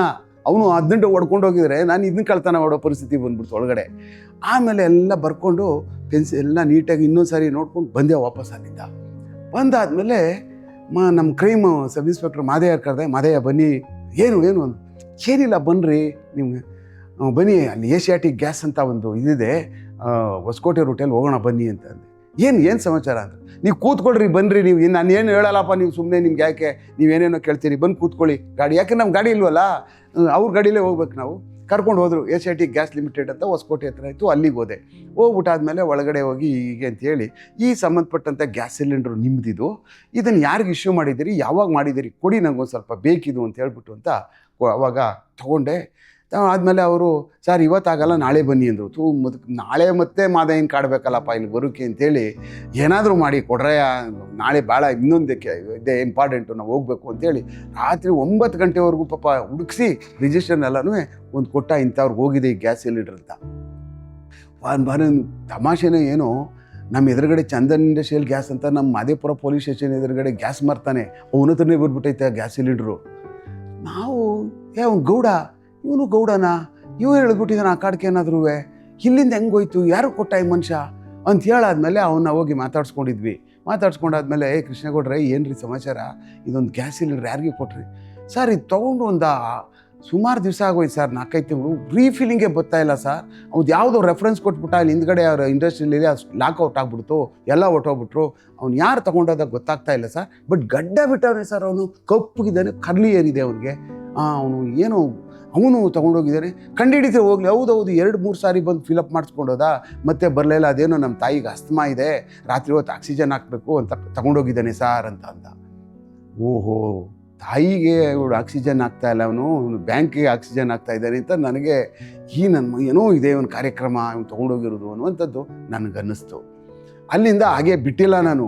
ಸುಮಾರು ಕಡೆ ಅದು ಹಾಗೇನೆ ವಿಲ್ಸನ್ ಗಾರ್ಡನ್ಗೆ ಬಂತು, ಇನ್ನೆಲ್ಲೋ ಇನ್ನೊಂದು ಕಡೆಗೆ ಬಂತು, 4-5 ಕಡೆ ಬಂತಿದ್ದು ಗ್ಯಾಸ್ ಸಿಲಿಂಡ್ರು. ಹುಡ್ಕೊಂಡು ಬಿಡಲಿಲ್ಲ. ಕೊನೆಗೆ ಒಂದು ದಿವಸ ಭಾಳ ಬೇಜಾರಾಗೋಯ್ತು. ಎಲ್ಲೋ ನಿಂತೋಗ್ಬಂಗೆ ಕಾಣಿಸ್ತು ನನ್ನ ಇನ್ವೆಸ್ಟಿಗೇಷನ್ನು. ಭಾಳ ಏನಪ್ಪ ಹೇಳೋದು, ದಿವಸ ಎಷ್ಟು ಸುಳ್ಳು ಹೇಳೋದು ನಮಗೆ. ಇವ್ರಿಗೆ ಇನ್ಸ್ಪೆಕ್ಟರ್ಗೆ ಅವ್ರು ಕೇಳ್ತಾ ಇರ್ತಾರೆ, ಏಯ್ ಪ್ರೊಬೇಷನರ್ ಏನೋ ಆಯಿತೋ, ಎಲ್ಲಿಗೆ ಬಂತು? ಅವ್ರಿಗೂ ಒಂದು ಇಂಟ್ರೆಸ್ಟ್ ಬರ್ತಾಯಿದೆ ಸರ್, ಹುಡುಕೊಂಡು ಬರ್ತಾಯಿದ್ದೀನಿ ಅಂತ. ಆವತ್ತೊಂದು ಕಟ್ಟಾಗ್ಬಿಡ್ತದು. ಏನು ಹೇಳೋದಲ್ಲ, ಈಗಾಗಲೇ ವಾರ ಕಳೆದುಬಿಟ್ಟಿದ್ದೀನಿ, ಏನೂ ಕೆಲಸ ಮಾಡಲಿಲ್ಲ. ಭಯನೂ ಶುರುವಾಯಿತು. ಮಾದಯ್ಯ ಬೇರೆ ಕೇಳ್ತಾ ಇರ್ತಾರೆ, ಏನಾಯ್ತಪ್ಪ ಏನು ಅಂತ. ಸಾರ್ ಅಲ್ಲಿ ಹೋಗಿ ನಿಂತುಬಿಟ್ಟಿದೆ ಸಾರ್, ಮುಂದೆ ಎಲ್ಲಿಗೆ ಹೋಯ್ತು ಅಂತ ಗೊತ್ತಾಗ್ತಾ ಇಲ್ಲ ಸಿಲಿಂಡ್ರು. ಏನು ಮಾಡೋದಲ್ಲ ಸರ್. ಹಂಗೆ ವಿಲ್ಸನ್ ಗಾರ್ಡನಲ್ಲಿ ಹೋದಾದ್ಮೇಲೆ ಅಲ್ಲಿಂದ ತೊಗೊಂಡೋದವನು ಆ ಮನುಷ್ಯನಿಗೆ ಏನೂ ಅಡ್ರೆಸ್ ತೊಗೊಳ್ಳಿಲ್ಲ, ಏನೂ ಇಲ್ಲ. ಅದೇನೋ ಕಿತ್ತೋಗಿರೋದು ಯಾವುದೋ ಒಂದು ಲೆಟ್ರ್ ಕೊಟ್ಟಿದ್ದಾನೆ, ಅದು ಸುಳ್ಳದು. ಅದು ನೋಡಿದ್ರೆ ಎಲ್ಲ ಫಾಲ್ಸು, ತಗೊಟ್ಟೋಗ್ಬಿಟ್ಟಿದ್ದಾನೆ ಸರ್. ಆಮೇಲೆ ನನಗೂ ಭಾಳ ಅಲ್ಲಿಂದ ದೊಡ್ಡ ಚಾಲೆಂಜ್ ಆಯಿತು. ಓಹೋ ಬಿಡೋದು ಬೇಡ ಅಂಥೇಳಿ ಅದನ್ನ ಫಾಲೋ ಅಪ್ ಮಾಡಿಕೊಂಡು ಮತ್ತೆ ಅದನ್ನು ಅಲ್ಲಿ ಏನು ಬರೆದಿದ್ದ ಅವನು ಅಂದರೆ ಕೆಮ್ಸನ್ ಪೌಂಡ್ರಿ ಅಂತ ಅಂದ್ಬಿಟ್ಟು ಒಂದು ರೆಫರೆನ್ಸ್ ಕೊಟ್ಟಿದ್ದ. ಕೆಮ್ಸನ್ ಪೌಂಡ್ರಿ ಅಂತ ವಿಲ್ಸನ್ ಗಾರ್ಡನಲ್ಲಿ ಫಾರ್ ಯುವರ್ ಇನ್ಫಾರ್ಮೇಷನ್ ಇಡೀ ರಾತ್ರಿನಲ್ಲಿ ಒಂದೊಂದು ಗಲ್ಲಿನೂ ಎಲ್ಲಿದ್ದಾವೆ ಅಂತ ಹುಡ್ಕೋದು. ಸುಧಾಮ್ ನಗರ, ವಿಲ್ಸನ್ ಗಾರ್ಡನ್ನು, ಆಮೇಲೆ ಚಿನ್ನೈನ್ ಪಾಳ್ಯ, ಒಂದೂ ಬಿಟ್ಟಿಲ್ಲ ಚಾಲೆಂಜ್ ನನಗೆ. ರಾತ್ರಿ ಹೊತ್ತು ಇದನ್ನೇ ಮಾಡಲಿಲ್ಲ ನಾನು. ಪ್ರತಿ ದಿವಸ ಎಲ್ಲೂ ಸಿಗ್ತಾ ಇಲ್ಲ ಕೆಮ್ಸನ್ ಪೌಂಡ್ರಿ ಅವರೆಲ್ಲ ಕೇಳಿದೆ. ವೆಲ್ಡರ್ ಶಾಪ್ಗಳನ್ನ ಒಂದೂ ಬಿಟ್ಟಿಲ್ಲ. ಪ್ರತಿಯೊಬ್ಬರನ್ನೂ ಕೇಳ್ಕೊಂಡು ಹೋಗಿದ್ದೀನಿ. ನೈಟ್ನಲ್ಲಿ ಒಂದು 5-6 ದಿವಸ ನೈಟ್, ಪ್ರತಿ ದಿವಸ. ಆಮೇಲೆ ನನಗೆ ಫೇಲ್ ಆಗ್ಬಿಡ್ತೀನ ಇದರಲ್ಲಿ ಹುಡುಕೋದ್ರಲ್ಲಿ ಅಂತೇಳಿ ಒಂದು ದಿವಸ ಅರ್ಲಿ ಮಾರ್ನಿಂಗ್ ಬಂದಾದಮೇಲೆ ಯಾಕೆ ಏನು ಲೀಡೇ ಆಗ್ತಾ ಇಲ್ವಲ್ಲ, ಇಷ್ಟೆಲ್ಲ ನಾನು ಮಾಡ್ತಾಯಿದ್ರು ಅಂತೇಳಿ ಅಲ್ಲಿ ಒಂದು ಕೆಂಪೇಗೌಡ ಅಂತ ಒಂದು ಮನೆ ಇವಾಗಲೂ ಇದೆ. ಅಲ್ಲೊಂದು ಹರಿಲಕ್ಷ್ಮಿ ಥಿಯೇಟ್ರ್ ಅಂತ ಬರುತ್ತೆ, ಅದ್ರ ಹಿಂಭಾಗದಲ್ಲಿ ಕೆಂಪೇಗೌಡ, ಅಲ್ಲೊಂದು ಎದುರುಗಡೆ ಒಂದು ಕಟಿಂಗ್ ಶಾಪ್ ಇದೆ. ಕಟಿಂಗ್ ಶಾಪ್ ಹತ್ರ ಅಲ್ಲಿ ನಿಂತ್ಕೊಂಡಿದ್ದೆ ನಾನು. ನಿಂತ್ಕೊಂಡಾದ್ಮೇಲೆ ಏನಿದು ಈಗ ಅದ್ರ ಹಿಂದ್ಗಡೆ ಒಂದು ಡೋರ್ ಇದ್ದಂಗಿತ್ತು. ಈ ಥರದ ಕಬ್ಬಿಣದ ಡೋರ್ಗಳು ಸ್ವಲ್ಪ ಒಂದು 2-3 ಇದ್ದು, ಯಾವುದೋ ಒಂಥರ ಏನೋ ಒಳಗಡೆ ಈ ಫ್ಯಾಕ್ಟ್ರಿ ಕೆಲಸ ನಡೆಯುವಂಥದ್ದೇ ಕಂಡಂಗೆ ಕಾಣಿಸ್ತದೋ. ಅವನಿಗೆ ಇದು ಯಾರೇ ಇದು ಹಿಂದೇನಾದ್ರೆ, ಸರ್ ಯಾರೋ ಒಂದು ಇದು ಸರ್ ವೆಲ್ಡಿಂಗ್ ಶಾಪ್ ಇಟ್ಕೊಂಡಿದ್ದಾರೆ ಒಳಗಡೆ ಅಂತ ಕಟಿಂಗ್ ಶಾಪ್ ಅವನು ಹೇಳ್ದ. ಓಹೋ. ಆಮೇಲೆ ಕೆಂಪೇಗೌಡ ಇದು ಯಾರಿದು ಸರ್, ಅವರೇ ಕೊಟ್ಟಿರೋದು ಸರ್. ಹಾಗೆ ಹಂಗನ್ಕೊಂಡೆ ಕೆಂಪೇಗೌಡ ಕೆಮ್ಸನ್, ಈ ಸಿಗಾಕೋತು ಅಂಥೇಳಿ ಕೆಮ್ಸನ್ನ ಟಾರ್ಗೆಟ್ ಮಾಡಿದೆ. ಅಂದರೆ ಕೆಂಪೇಗೌಡನ ಮಗ ಸೊನ್ನು ಇವನೇ ನನಗೆ ಸಿಗಾಕೊಂಡೆ. ನನಗೆ ಒಂದು ಮಜಾ ಅನ್ನಿಸ್ದು. ನನಗೆ ಕ್ಯಾಲ್ಕುಲೇಷನ್ಸ್ ಎಲ್ಲೂ ರಾಂಗ್ ಆಗಲಿಲ್ಲ. I went into it. ಕೊನೆಗೆ ಅವನನ್ನು ಕರ್ಕೊಂಡು ಬಂದೆ. ಅವನನ್ನು ಯಾರು ನಮ್ಮ ಕೃಷ್ಣೇಗೌಡನ ಕರ್ಕೊಂಡು ಬಂದೆ, ಚಂದನ್ ಇಂಡಸ್ಟ್ರಿಯಲ್ ಗ್ಯಾಸ್ನವನ. ಇವನು ಹೆಂಗಿದ್ದನು ಕೇಳಿಕೊಂಡೆ. ಇವನ್ನೆಲ್ಲ ಹೇಳ್ದ. ಅವನೇ ಸಾರ್ ಇಲ್ಲೇ ಇಟ್ಕೊಂಡಿದ್ದ ಸರ್, ಇವತ್ತು ಎಲ್ಲೋ ಬರ್ತಾಯಿಲ್ಲ ಸರ್ ಅವನು ಅಂತ. ಆಮೇಲೆ ಇವನ್ನೆಲ್ಲ ಬಿಟ್ಟೆ. ಆಯಿತು ನೀವು ದೂರ ಇರಿ, ನಾನು ನೋಡ್ಕೋತೀನಿ ಅಂತೇಳಿ ಆ ಕೆಮ್ಸನ್ನವನು ಒಳಗಡೆ ಇಟ್ಕೊಂಡೆ, ಕೆಂಪೇಗೌಡನ ಮಗನಿಗೆ ಇಟ್ಕೊಂಡಾದ್ಮೇಲೆ, ಸರ್ ನಮ್ಮ ಲ್ಯಾಂಡ್ಲೈನ್ಗೆ ಫೋನ್ ಮಾಡ್ತಾನೆ, ಎಲ್ಲಿಂದನೋ ಮಾಡ್ತೀನಿ ಸರ್, ಬಂದು ನಾನು ಖಾಲಿ ಮಾಡ್ಕೊ ಹೊಟ್ಟೋಗ್ಬಿಡ್ತೀನಿ 2 ದಿವಸ 3 ದಿವಸ ಸರ್. ನಾನು ಹೇಳಿದೆ ಬಾಡಿಗೆ ಕೊಡ್ತಾಯಿಲ್ಲ, ನೀನು ಎಲ್ಲೋ ಹೊಟ್ಟೋಗಿದ್ದೆ, ನಾನು ಬೇರೆಯವ್ರಿಗೆ ಯಾರಿಗಾರ ಕೊಡಬೇಕು, ತಿಂಗಳುಗಟ್ಟಲೆ ಆಗೋಯ್ತು ಹಾಗೆ ಹೀಗೆ ಅಂತ ರೋಪ್ ಹಾಕಿದ್ದೀನಿ, ನಾಳೆ ಬರ್ತಾನಂತೆ ಸಾರ್ ಅಂದ ಮನುಷ್ಯ. 10 ಗಂಟೆಗೆ ಬರ್ತೀನಿ ಅಂತ ಹೇಳಿದ್ದಾನೆ ಸರ್, ಅದು ದುಡ್ಡು ಕೊಟ್ಬಿಟ್ಟು ನಾನೆಲ್ಲ ಸಾಮಾನು ಎತ್ಕೊಂಡು ಹೊಟ್ಟೋಗ್ಬಿಡ್ತೀನಿ ಅಂತ ಅಂದ್ಬಿಟ್ಟು ಅಂತ. ಆಮೇಲೆ ಅವನು 10 ಗಂಟೆಗೆ ಬರ್ತೀನಿ ಅಂತ ಹೇಳಿದ್ನಲ್ಲ, ನಾನು ಎಷ್ಟು ಗಂಟೆಗೆ ಹೋಗಿರ್ಬೇಕು ಹೇಳಿ? ಬೆಳಿಗ್ಗೆ 5 ಗಂಟೆಗೂ ಹೋಗಿ ಕೂತ್ಕೊಂಡೆ. ಅವನು ಹಿಡ್ಕೊಂಡು ಕರ್ಕೊಂಡ್ಬಿಟ್ಟೆ, ಕೃಷ್ಣೇಗೌಡನಿಗೆ ಹಿಡ್ಕೊಂಡು ಕರ್ಕೊಂಡು ಬಂದು ಅಲ್ಲಿ ಕೂತ್ಕೊಂಡಿದ್ವಿ. ಅಲ್ಲೇ ನೋಡೇ ಬಿಡೋಣ, ಅಕಸ್ಮಾತ್ ಬೇಗ ಬಂದುಬಿಟ್ರೆ ಏನು ಮಾಡೋದಲ್ಲ ಅಂದ್ಬಿಟ್ಟು, ಬೇಗ ತಗೊಂಡು ಖಾಲಿ ಮಾಡ್ಕೊಂಡು ಹೊಟ್ಟೋಗ್ಬಿಟ್ರೆ ಏನು ಮಾಡೋದು, ಇದೊಂದೇ ಉಳ್ಕೊಂಡಿರೋದು ನನ್ನ ಕ್ಲೂ ಅಂದ್ಬಿಟ್ಟು ಅದಕ್ಕೆ ಬೇಗ ಬಂದು ಕೂತ್ಕೊಂಡಾದ್ಮೇಲೆ ಅವನು ಕೃಷ್ಣೇಗೌಡ ಸಾರ್ ಎದ್ಬಾರೆ ಅಂತ ಕರ್ಕೊಂಡು ಬಂದೆ. ಅವನಿಗೆ ಬಂದಾದ್ಮೇಲೆ ನನಗೆ ಗೊತ್ತಾಗೋಯ್ತು ಬರ್ತಾ ಇದರಲ್ಲಿ ಕೃಷ್ಣೇಗೌಡ 7ಕ್ಕೆ ಮೊದಲೇ ಹೋಗಿ ಅವನ್ನ ಬರ್ತಾ ಇದ್ದ. ಕರೆಕ್ಟಾಗಿ 9:45 ಬರ್ತಾ ಇದ್ದ ನಡ್ಕೊಂಡು. ಹಂಗೆ ರಪ್ ಅಂತ ಹಿಡ್ಕೊಂಡು ಅವನಿಗೆ ಎಳ್ಕೊಂಡು ಬಂದು ಕರ್ಕೊಂಡು, ಏನಪ್ಪ ಸಮಾಚಾರ, ಹೆಂಗಯ್ಯ, ಬಾಯ್ಲಿ ನನಗೊಂದು ಸಿಲಿಂಡ್ರ್ ಬೇಕು ಒಳಗಡೆಗೆ ಅಂತೇಳಿ. ಅವನೊಂದು ಸ್ವಲ್ಪ ಬ್ರೇಕ್ ಮಾಡಬೇಕಾಗಿತ್ತಲ್ಲ, ಅವ್ನು ಡಿಸ್ಟರ್ಬ್ ಮಾಡಬೇಕಾಗಿತ್ತು. ನಾನು ಇಮಿಡಿಯೇಟಾಗಿ ಅವ್ನು ಡಿಸ್ಟರ್ಬ್ ಮಾಡಿದೆ. ನಾನು ಒಬ್ಬನೇ ಇದ್ದವನು. ಕೃಷ್ಣೇಗೌಡ ಕೂತ್ಕೊಂಡು ಒಂದು ಆಟೋ ತರಿಸ್ಕೊಂಡು ಅವ್ನಿಗೆ ಹಿಡ್ಕೊಂಡು ಕೃಷ್ಣೇಗೌಡನ ಜೊತೆಯಲ್ಲಿ ಹಾಕ್ಕೊಂಡು, ಇವನೇ ಸರ್ ನಾನು ಗ್ಯಾಸ್ ಸಿಲಿಂಡರ್ ತೊಗೊಂಡು ಬಂದಿದ್ದು ಅಂತೇಳಿ. ಆಮೇಲೆ ಒಳಗಡೆಗೆ ಆಮೇಲೆ ಬರೋಣ ಅಂತ ಹೇಳ್ಬಿಟ್ಟು ಹಿಡ್ಕೊಂಡು ಕರ್ಕೊಂಡು ಹೋಗ್ತಾ ಇರಬೇಕಾದಾಗಲೇ ಅವನಿಗೆ ನನ್ನ ಗದಾಪ್ರಹಾರಗಳು ಪ್ರಾರಂಭವಾದ ಆಟೋ ರಿಕ್ಷಾದಲ್ಲಿ. ಆಟೋ ರಿಕ್ಷಾದವನು ಏನು ಗಡ ನಡುಕ್ತಾವನು ಮಗ. ಅವನು ಏನು ನಡೀತಾದೋ ಇವ್ನು ರೌಡಿಗಳ ಇವರ ಸಾಯಿಸ್ಬಿಡ್ತಾರ ಇವನ್ನ, ನಾಳೆ ಎಲ್ಲಾರು ಹೋಗ್ಬೇಕು ಹಾಗೆ ಸಾರ್ ನಾನು ಪೊಲೀಸ್ ಸ್ಟೇಷನ್ಗೆ ಹೋಗ್ಬಿಡ್ತೀನಿ ಅಂದ್ಬಿಟ್ಟು ಅಲ್ಲಿಂದ ಬಂದು ಗುದ್ದವನು ವಿವೇಕನಗರ ಪೊಲೀಸ್ ಸ್ಟೇಷನ್ ಒಳಗೆ ಹೋಗ್ತಾಗಾನೆ.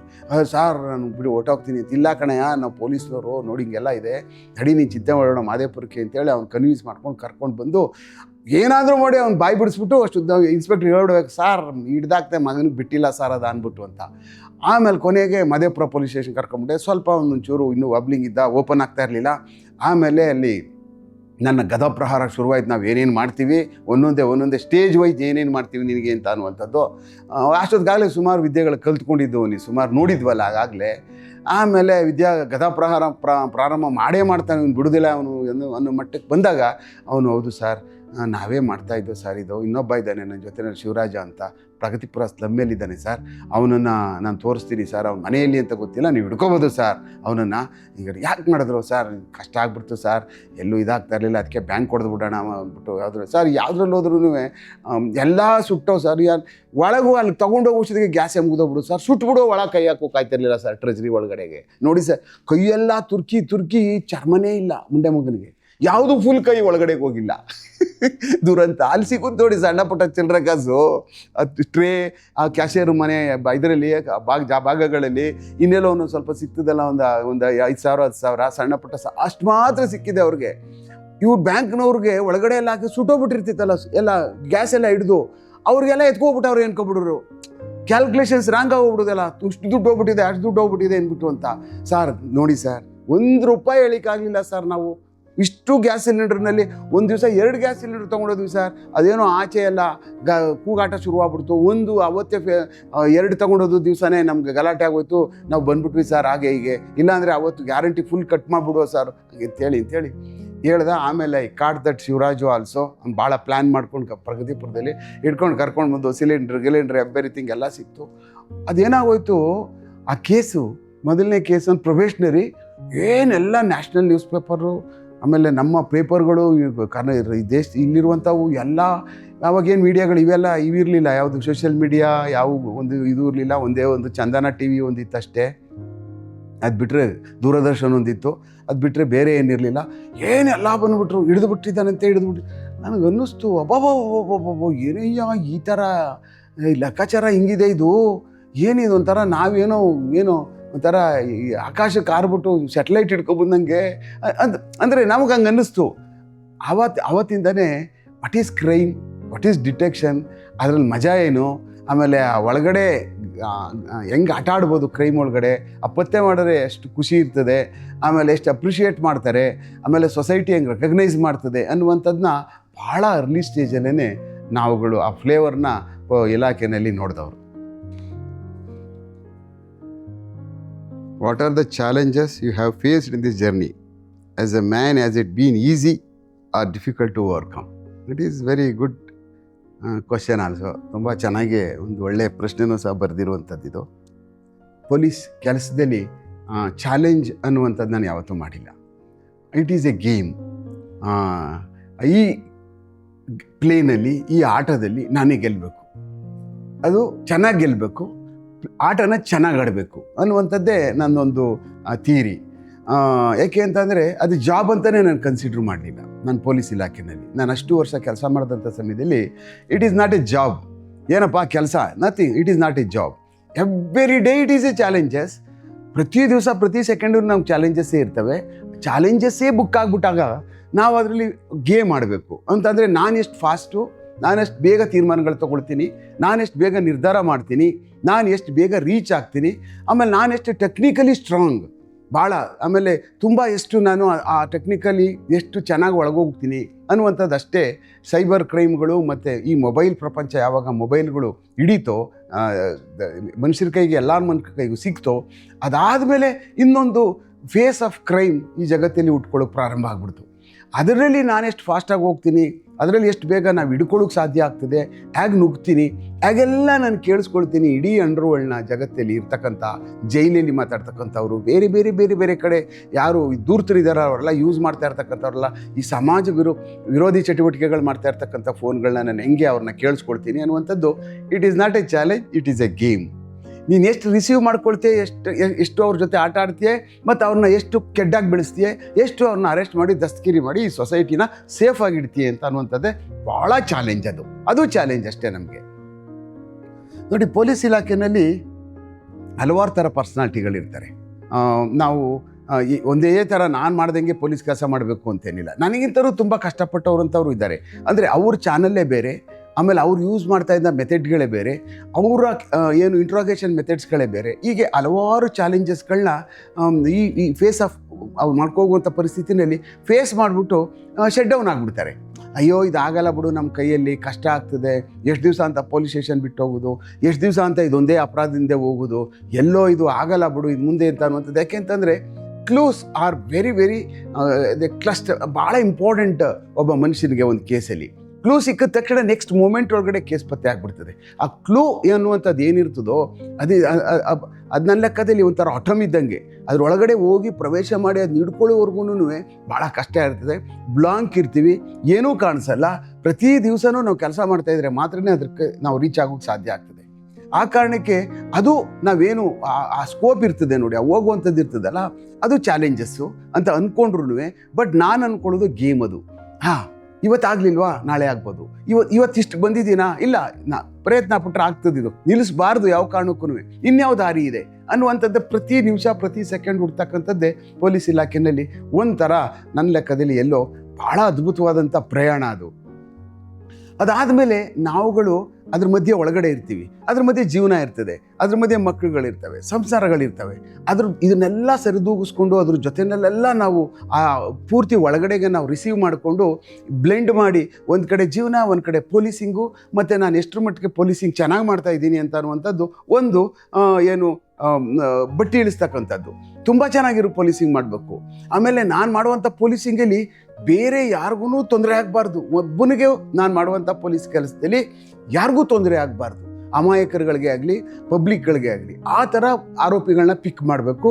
ಆ ರೀತಿ ನಾವು ಗೊತ್ತಿಲ್ಲದಾಗೆ ಅವ್ರನ್ನ ಆರಿಸ್ಕೊಂಡು ಕರ್ಕೊಬರ್ಬೇಕು.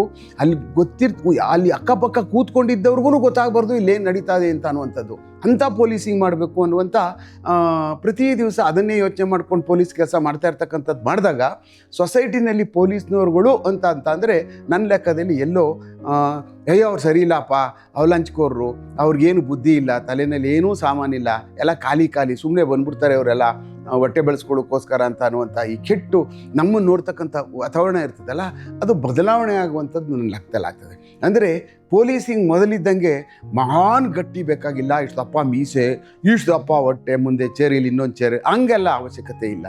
ಖಂಡಿತವಾಗಲು ಪೊಲೀಸ್ ಅಂದರೆ ಭಾಳ ಅವನ ಮನುಷ್ಯ ಫಾಸ್ಟಾಗಿರಬೇಕು, ಅವನ ತಲೆ ಗಟ್ಟಿ ಇರಬೇಕು, ಮತ್ತು ಮಾಡ್ತಕ್ಕಂಥ ನಿರ್ಧಾರ, ಯೂಸ್ ಮಾಡ್ತಕ್ಕಂಥ ಮೆಥಡು, ಮತ್ತು ಅಟ್ಯಾಕ್ ಮಾಡ್ತಕ್ಕಂಥ ರೀತಿ, ಮತ್ತು ಅವನ ಮಾತಾಡುವಂಥ ವೇ, ಮತ್ತು ಅವನ ಆಗ್ತಕ್ಕಂಥ ಪ್ರಶ್ನೆಗಳು, ಇಂಟ್ರಾಗೇಷನಲ್ಲಿ ಕೂರಿಸ್ಕೊಬಿಟ್ರೆ ಕಂಟಿನ್ಯೂಸ್ ಆಗಿ ಇಡೀ ರಾತ್ರಿ ಇಂಟ್ರಾಗೇಷನ್ ಮಾಡಿ ಅವನನ್ನು ಹುಚ್ಚನ್ನು ಮಾಡಿ ಇವನು ನನ್ನನ್ನು ಕೊಂದುಬಿಡ್ತಾನೆ ಅನ್ನೋ ಮಾತಾಡಿಸಿ ಇವನಿಗೆ ಸತ್ಯ ಹೇಳಿಲ್ಲ ಅಂದರೆ ನನ್ನನ್ನು ಮುಗಿಸ್ಬಿಡ್ತಾನೆ ಅನ್ನೋ ಮಟ್ಟಕ್ಕೆ ತೊಗೊಂಡು ನಿಲ್ಸ್ಕೊಬಿಡ್ಬೇಕು.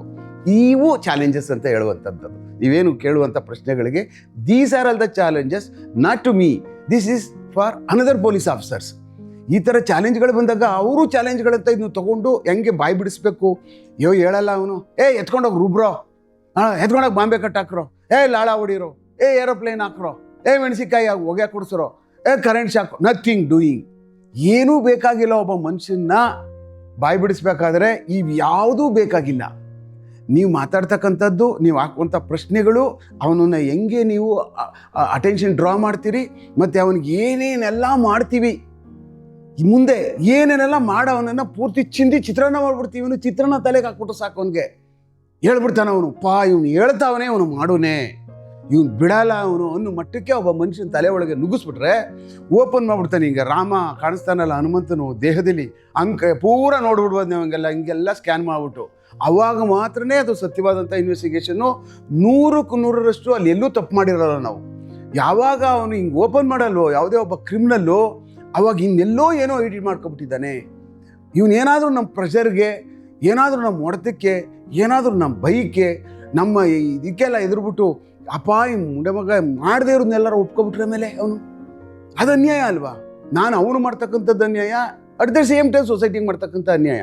ಅದು ಎಂದೂ ಪೊಲೀಸರು ಮಾಡಬಾರ್ದು. ದಟ್ ಈಸ್ ಯಾವತ್ತೂ ಇನ್ನೋಸೆಂಟ್ ಮೇಲೆ ಇನ್ನೋಸೆಂಟ್ನ ಜೈಲಿಗೆ ಕಳಿಸ್ತು ಅಂತಾದರೆ ನಾನು ಅವನ ಜೊತೆ ಜೈಲಿಗೆ ಹೋಗ್ತಾ ಇದ್ದೀನಿ ಅನ್ನುವಂಥದ್ದು ತಿಳ್ಕೋಬೇಕು ಪೊಲೀಸಿಂಗಲ್ಲಿ ಮಾತ್ರ. ಯಾಕೆಂದರೆ ಒಂದು ಸಾರಿ ಜೈಲಿಗೆ ಕಳಿಸ್ತೀವಿ ಅಂತ ಅಂದಾಗ ಮನುಷ್ಯ ಅರ್ಧ ಸುತ್ತೋಗ್ಬಿಡ್ತಾನೆ, ಮುಗೀತು ನನ್ನ ಕತೆ, ಎಲ್ಲ ಬಂದ್ಬಿಡ್ತದೆ ಅವನಿಗೆ. ಗೂಗಲಲ್ಲಿ ಎಲ್ಲ ಓಪನ್ ಮಾಡಿಬಿಡ್ತಾನೆ, ಸೆಕ್ಷನ್ ಏನು, ಅದಕ್ಕೆ ಲಾಭ ಎಷ್ಟು, ನಷ್ಟ ಎಷ್ಟು ವರ್ಷ ಒಳಗಿರಬೇಕು, ಆಗೋಯ್ತು, ಚಾಪ್ಟ್ರೇ ಕ್ಲೋಸ್, 12 ವರ್ಷ ಅಂತ ಬರೆದ್ಬಿಟ್ಟವ್ರೆ ಅಂತ. ದೇವರಾಣೆ ಅವೆಲ್ಲ ಯಾವುದೂ ಇಲ್ಲ ಕಾನೂನು ವ್ಯವಸ್ಥೆಯಲ್ಲಿ. ಶಿಕ್ಷೆಗಳು it is very very very very, ಅದು ನನ್ನ ಲೆಕ್ಕದಲ್ಲಿ ಏನೆಲ್ಲ ತೊಗೊಬಿಡ್ಬೋದು. ನನ್ನ ಲೆಕ್ಕದಲ್ಲಿ ಸ್ಪೇಸಲ್ಲಿ ಹೋಗ್ಬಿಟ್ಟು 1 ವರ್ಷ ಇದ್ಬಿಟ್ಟು ಬಂದ್ಬಿಡ್ಬೋದು. ಶಿಕ್ಷೆ ತೊಗೊಳ್ಳೋದಷ್ಟು ಕಷ್ಟ ಪರಿಸ್ಥಿತಿ ಕೋರ್ಟ್, ಭಾಳ ಚಾಲೆಂಜಸ್ ಇದೆ ನಾವು ತೊಗೊಳ್ಳೋದು ಈ ಪರಿಸ್ಥಿತಿನಲ್ಲಿ. ಈ ವಿಟ್ನೆಸ್ಗಳನ್ನ ಎಕ್ಸಾಮಿನೇಷನ್ ಮಾಡಿ ಈಗಿನ ಸೊಸೈಟಿನಲ್ಲಿ ಇರ್ತಕ್ಕಂಥ ವಿಟ್ನೆಸಸ್ಗಳನ್ನ ಕೋರ್ಟ್ ಮುಂದೆ ಕರ್ಕೊಂಡೋಗಿ ಮಾಡ್ತಕ್ಕಂಥದ್ದು, ದಟ್ ಈಸ್ ಡಿಫ್ರೆಂಟ್ ಚಾಪ್ಟರ್. ಹೀಗೆ ನಾವುಗಳು ಎಲ್ಲೂ ತಪ್ಪು ಮಾಡಬಾರ್ದು. ಯಾವುದೇ ಸಮಯದಲ್ಲಿ ಚಾಲೆಂಜಸ್ಗಳನ್ನ ಸ್ವೀಕಾರ ಮಾಡ್ಕೋಬೇಕು. ಅದನ್ನು ತಗೊಂಡು ಚಾಲೆಂಜಸ್ನ ಸೊಸೈಟಿ ನಾವು ಯಾವಾಗೂ ಇದು policing it is not A job. We are always, ನಮ್ಮ ಪೊಲೀಸ್ ಏನು, ನಾವು we are playing N emotion of A people. We are not dealing with A file. Every day ಒಬ್ಬ ಮನುಷ್ಯನ ಎಮೋಷನ್ ಜೊತೆನೇ ಆಟ ಆಡುವಂಥವ್ರು ನಾವು. ಆ ಕಾರಣಕ್ಕೋಸ್ಕರ ಏನಾಗುತ್ತೆ, ಅದನ್ನು ತುಂಬ ಚೆನ್ನಾಗಿ ಎಮೋಷನ್ ಜೊತೆ ಪ್ಲೇ ಮಾಡಬೇಕು. ಅವನು ಮಾಡಾದ್ಮೇಲೆ ಅವನು ಸೆಗ್ರಿಗೇಟ್ ಮಾಡ್ಕೋಬೇಕು.